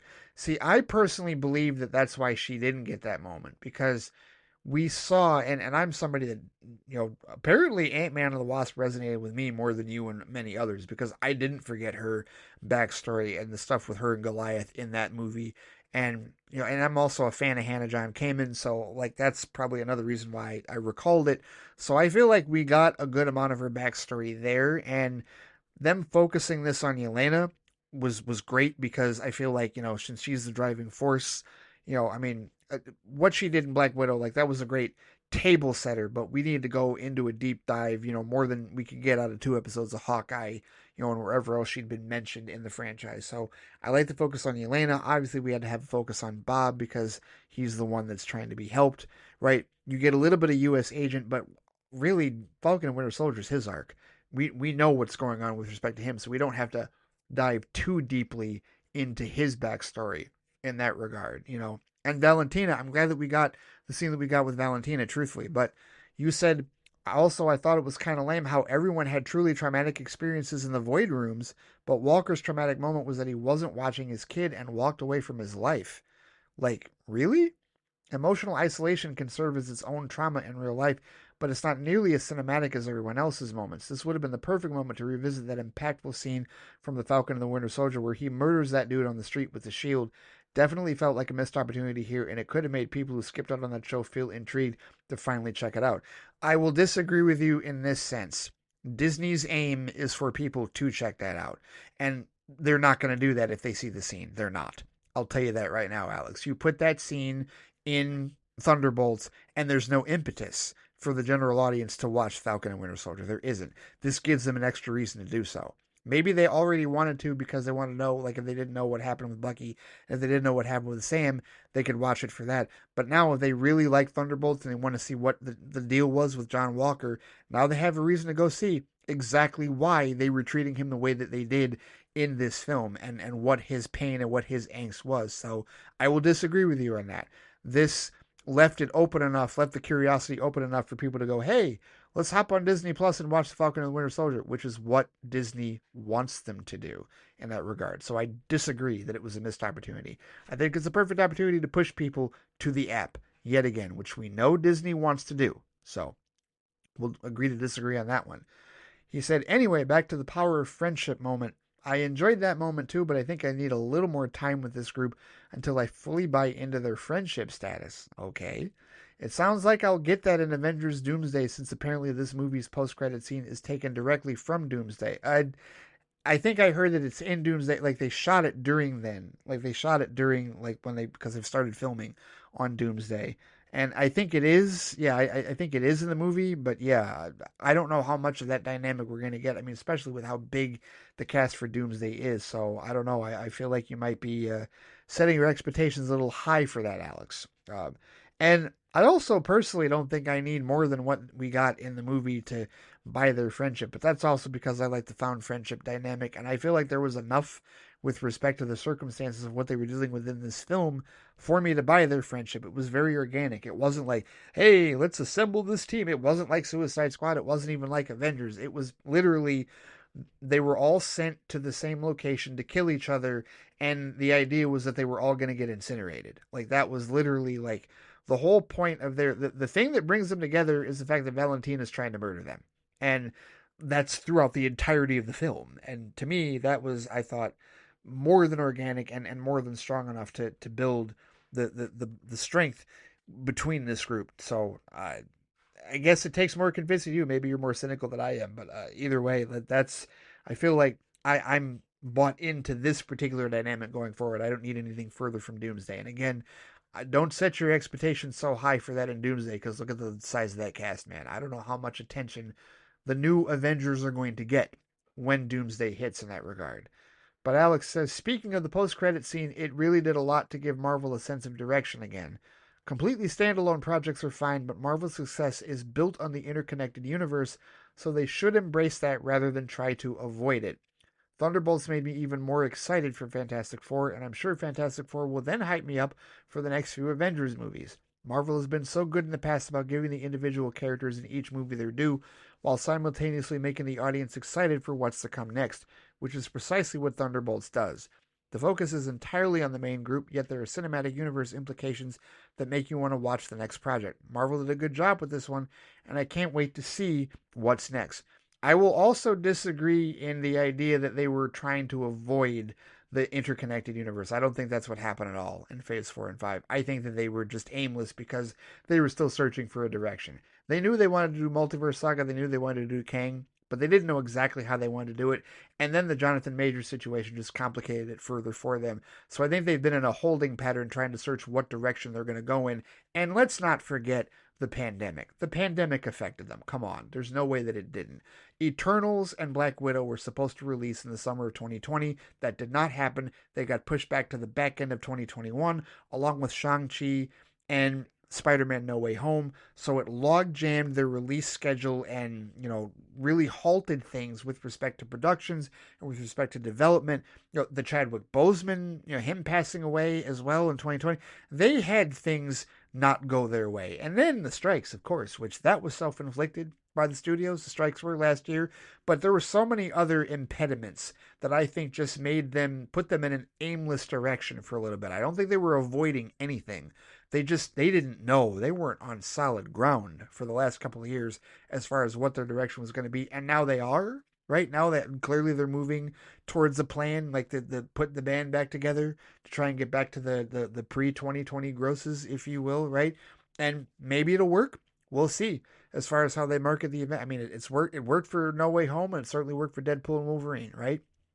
Outside of that, it's been sequels that have succeeded well for them. Multiverse of Madness, over 900 million. Wakanda Forever, over 800 million.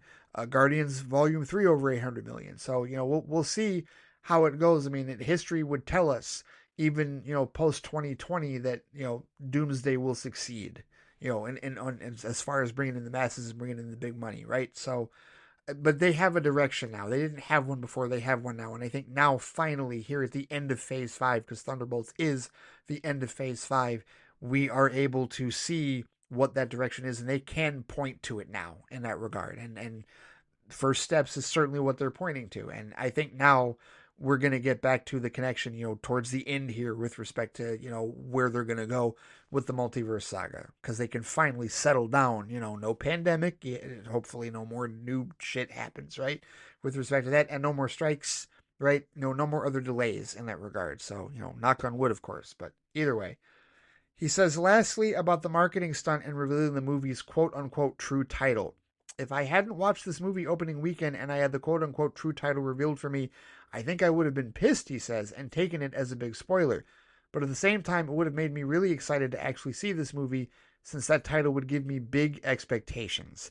With that being said, he says Thunderbolts definitely doesn't feel like an Avengers movie, so that title is a teensy bit misleading. As for the debate about what to actually call this movie, I'm sticking with Thunderbolts. The Falcon and the Winter Soldier did the same thing at the end, where even the title changed to Captain America and the Winter Soldier, but everyone still calls that show by its original title. That's all for this time. I'll see if I can try to get 2 Star Trek episodes in for next week to make up for missing this week's. Live long and prosper, Alex. Well, what I would say about that is, with respect to it not feeling like an Avengers movie, I mean, that's on purpose because the idea is that they're the new Avengers in name only. They're not really an Avengers group. And it's Valentina's doing, right? So it's not really misleading if you look at like why the name came to be the way that it was, like how it was orchestrated. It wasn't their idea, and that part wasn't organic. That was Valentina manipulating the situation to avoid impeachment. And it's worked so far. So it's under nefarious reasons that that were outside of the group's control that they're now being called that in that regard. And as far as like changing, what you refer to, like I mentioned earlier, they have not changed the listing. So if you go to watch the movie in theaters, you're looking for Thunderbolts. So it is still Thunderbolts on the listing in that regard. It's just the poster has been changed and New Avengers is now part of the marketing to try and push the general audience there in the second weekend. And the reason people don't call the Falcon and the Winter Soldier Captain America and the Winter Soldier is because there's a movie titled that, Alex. And we're not going to confuse the show with the movie Captain America and the Winter Soldier. So that's why that's hasn't been adapted in that regard. And there also wasn't a marketing push to change that name. I have the Steelbook release, the 4K Steelbook release for the show. It is still very much titled The Falcon and the Winter Soldier. That's how it is sold. That's what is printed on the case. So there was never any official name change. And I suspect it'll be the same with Thunderbolts. Thunderbolts will retain that asterisk and will probably be sold as Thunderbolts. Otherwise, I feel like you try and sell it as New Avengers, and that could affect your home sales. That could affect your digital sales because people are going to be like, is this some other event? Like the general audience is, it's not that they're that dense or that stupid. It's just they don't pay attention the same way that they do.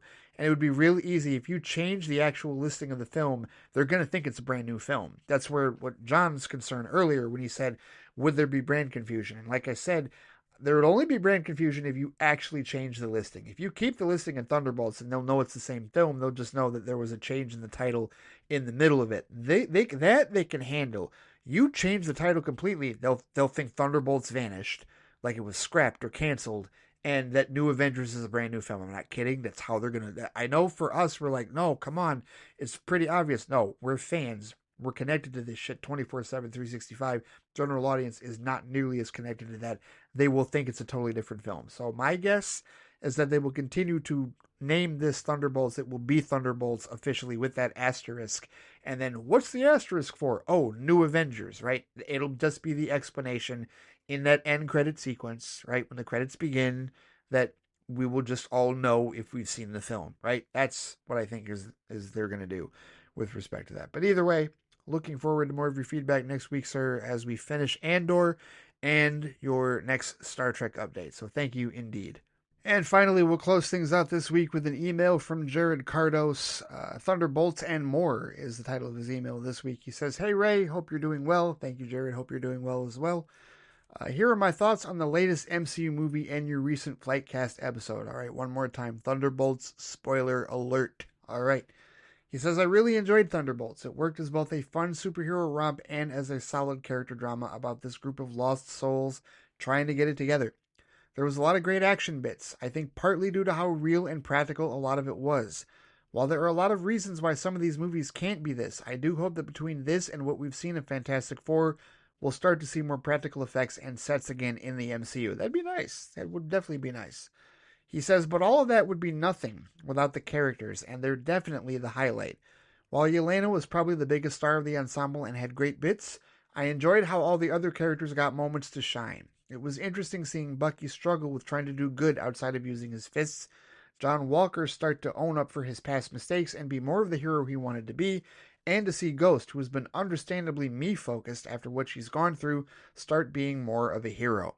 And of course, Bob was definitely a highlight. He had to pull off a lot of different characters, from the sweet but kind of messed up normal guy, the grandiose and delusional sentry, and the cold evil of the Void. And Lewis Pullman, well, pulled it off, he says.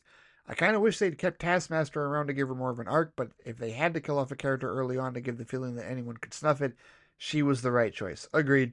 Completely agreed with that.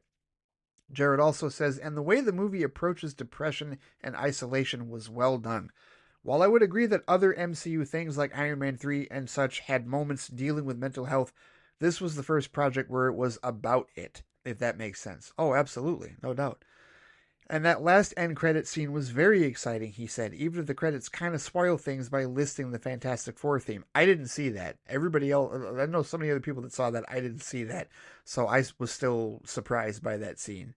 He says, also, I totally get why they don't do this, because this is ultimately about the New Avengers, but to hand it Sam's team of Avengers and not show us their team? Mean. Very mean. And dare I say, rude? Oh, but you know it was intentional. They're wetting the whistle, man. They're getting everybody's hype up for sure. But seriously, he says, great movie all around. I'm not sure if I would rank it as high as yours, but it'll definitely be high on that high tier, I'm sure, once I see it again. Yes, and one more time, if you want to hear exactly where I ranked it, you can listen to my review of Thunderbolts that I did last week. But it is in the top tier, and there are a number of movies in my listing. I posted an episode about that on Patreon. That there are a number of bigger movies, like as far as scope and scale, if you will, in the last couple of years that I put it ahead of, that I guarantee some of you are going to be like, no, Ray, I can't do that. I can't put Thunderbolts ahead of those movies. Hey, it's all subjective, but either way, really enjoyed it. But here, all right, I was hoping he would answer this question. He says, and since you asked, the whole Watchtower thing references a part of the Sentry in the comic that didn't get in the movie. The Sentry in the movie is pretty faithful to the character in the comic, but for one big difference. In the comic, the Sentry was the mainstay of the Marvel world for years, having adventures with characters like Spider-Man and the original X-Men, being beat friends with Mr. Fantastic, who was the best man at Bob's wedding, until something happens where the entire universe, including Bob, forgot that the Sentry existed. When he was remembered, Sentry had a skyscraper base called the Watchtower, and when he was forgotten, Tony bought the property and it became the base for the New Avengers, which I'm sure was the inspiration for Avengers Tower in the first half of the Infinity Saga. Then the New Avengers helped Sentry get his life back. He joined the New Avengers and both buildings sort of melded together. So I believe recalling the New Avengers Tower base the Watchtower is a wink and a nod to that. Okay, I figured that there was probably a Watchtower reference in the Marvel Comics that I just was not aware of. He also sent a picture of it, of the panels, and yeah, I totally get it. Thank you for that clarification, Jared. I knew I could count on you, as always, for the comic knowledge. And he says, but since I'm talking about this time period already, all this talk about Sentry reminded me of something fun to share. And that Sentry is actually a pivotal part of one of the biggest hoaxes / publicity stunts in comic book history. So like I said, he said the whole crux of the original Sentry story was that he was a mainstay hero in the Marvel Universe that everyone forgot. And to try to give it more of an impact, they tried to make the comic book audience think that they even forgot him. To do this, Marvel collaborated with Wizard magazine to concoct the story of a made-up comics creator around the formation of Marvel named Artie Rosen, an amalgam of the names of two letterers during those initial Marvel comics, Artie Simek and Sam Rosen, who had just passed away. In the process of gathering his things, his widow discovered unfound documents and artwork for a character called the Sentry that he was working on with Stan Lee well before the Fantastic Four was printed in 1961, technically making Sentry Marvel's first superhero. He says they even got John Romita Sr., one of the few surviving artists from that time period, to do some sketches, and Stan Lee to play along in interviews for months while Sentry's first introductory miniseries was being published, until they eventually did a tell-all article about it in Wizard. There's a forum post that has all the details, including images from those Wizard articles, interviews, and more, but all in all, I thought it was a fun way to sort of keep the Sentry story going even outside of the comic. Yeah, that sounds like interactive marketing, and I like that. That's very clever for them to do something like that back in the day. Very intriguing. Thank you for sharing that that glimpse into that particular project with the Sentry character. Jared says, now, as to your recent Flightcast episode and the new spin on marketing the movie as the new Avengers, it's perhaps a bit of a shame for those who would want that to be a surprise but couldn't make the first weekend, but I also wonder just how effective this will be. For one thing, he says, I've checked the websites of my 2 local theaters and it's still listed under Thunderbolts, and I wonder if it would have worked better to literally change the name after, though I imagine that's probably more complicated than it sounds and depends largely on enough theater chains being in on the gag. I also wonder if maybe doing that the Monday after was too early. The general audience might have had this slip their mind by this point, and maybe doing it now when they might start thinking maybe I'll see it as a movie this weekend would have been a better time to let that slip. Oh, there's actually a new Avengers movie out, but I guess we won't know for sure until next week. Yeah, we've already talked about concerns with this. Again, I will just continue to reiterate, I think that keeping the listing was the better idea because I think that that would have caused the brand confusion that John was worried about earlier if they did the change, akin to like, you know, the changing of Harley Quinn Birds of Prey, like into Harley Quinn Birds of Prey from the original actual title, which is Birds of Prey and the Fantabulous Emancipation of Harley Quinn, right? Like, I don't think you should change the actual listing, you know, when to do it, like how soon to do it. I feel like they knew they only had 2 weekends, right? I feel like that's the windfall. Hollywood treats it like you make your most money in the first 2 weekends, and that is true, like historically speaking. So I think that's why they did it so soon, because they were trying to get everybody going like into that second weekend, right? And we won't know till early next week, like when we see what the numbers actually do. And it's not gonna, like, again, I think it'll be number one in the box office this upcoming weekend, but how much of a drop off it has from week 1 to week 2, that's what we can try to partially assess if the new Avengers marketing ploy actually may have helped or not. Either way, but yeah, it's a gimmick, and you know whether it works or not, we'll see. Because I'm with you. I wonder just how effective it will be as well. I have my doubts and am not 100% solid that it will work out either, but we will find out within the next 48 to 72 hours for sure. But he says, here's the hilarious, from the time of me recording this, I should say. He says, here's the hilarious thing about this push for the new Avengers. So a couple of months ago, Marvel announced a new Thunderbolts book, which would include Bucky, right now calling himself the Revolution because he's trying to get away from the whole Winter Soldier thing, Black Widow, Natasha Romanoff, Hulk, Namor, Wolverine, Laura Kinney, Clea, Doctor Strange's wife, who was played by Charlize Theron for a minute at the end of Multiverse of Madness, and Carnage, Eddie Brock trying to do a Dexter thing and reform the symbiote. There was a little confusion, some thoughts that, man, that feels a little overpowered for a Thunderbolts team, but most of the comic reading audience were like, okay, cool. But this week, as I'm writing this, Marvel announced that this new Thunderbolts team is actually New Avengers. MCU synergy is so strong, it's even affecting the announcements. I'm not saying that as an inherently bad thing, but I just found it funny. I think that'll be all for me this week. Looking forward to your future episodes. Thank you, as always, Jared, for the feedback. That is funny. I know a lot of the Marvel Comics fans that are probably not happy about that, probably irate, more than likely. I don't think it's anything necessarily to get irate over. Comic synergy is definitely something that I think both Marvel and DC are trying to achieve. And I don't know that DC really hasn't made any efforts to necessarily achieve it in the past. I know that they're going to try to now, but their idea with comic synergy is not going to be, I don't know that they're going to change the comic arcs like Marvel is doing to match the MCU as far as announcements and whatnot, but I think it is going to be a case where they're like they've been doing, is they're going to point us to the inspirational work, like, you know, Flashpoint, Supergirl, Woman of Tomorrow, Superman for All Seasons, Batman Brave and the Bold, that type of thing. They're going to point us to what we can read that has already been released and say, here is the groundwork, here's the DNA of the movies that you're watching, the projects that you're seeing in the DCU, right? So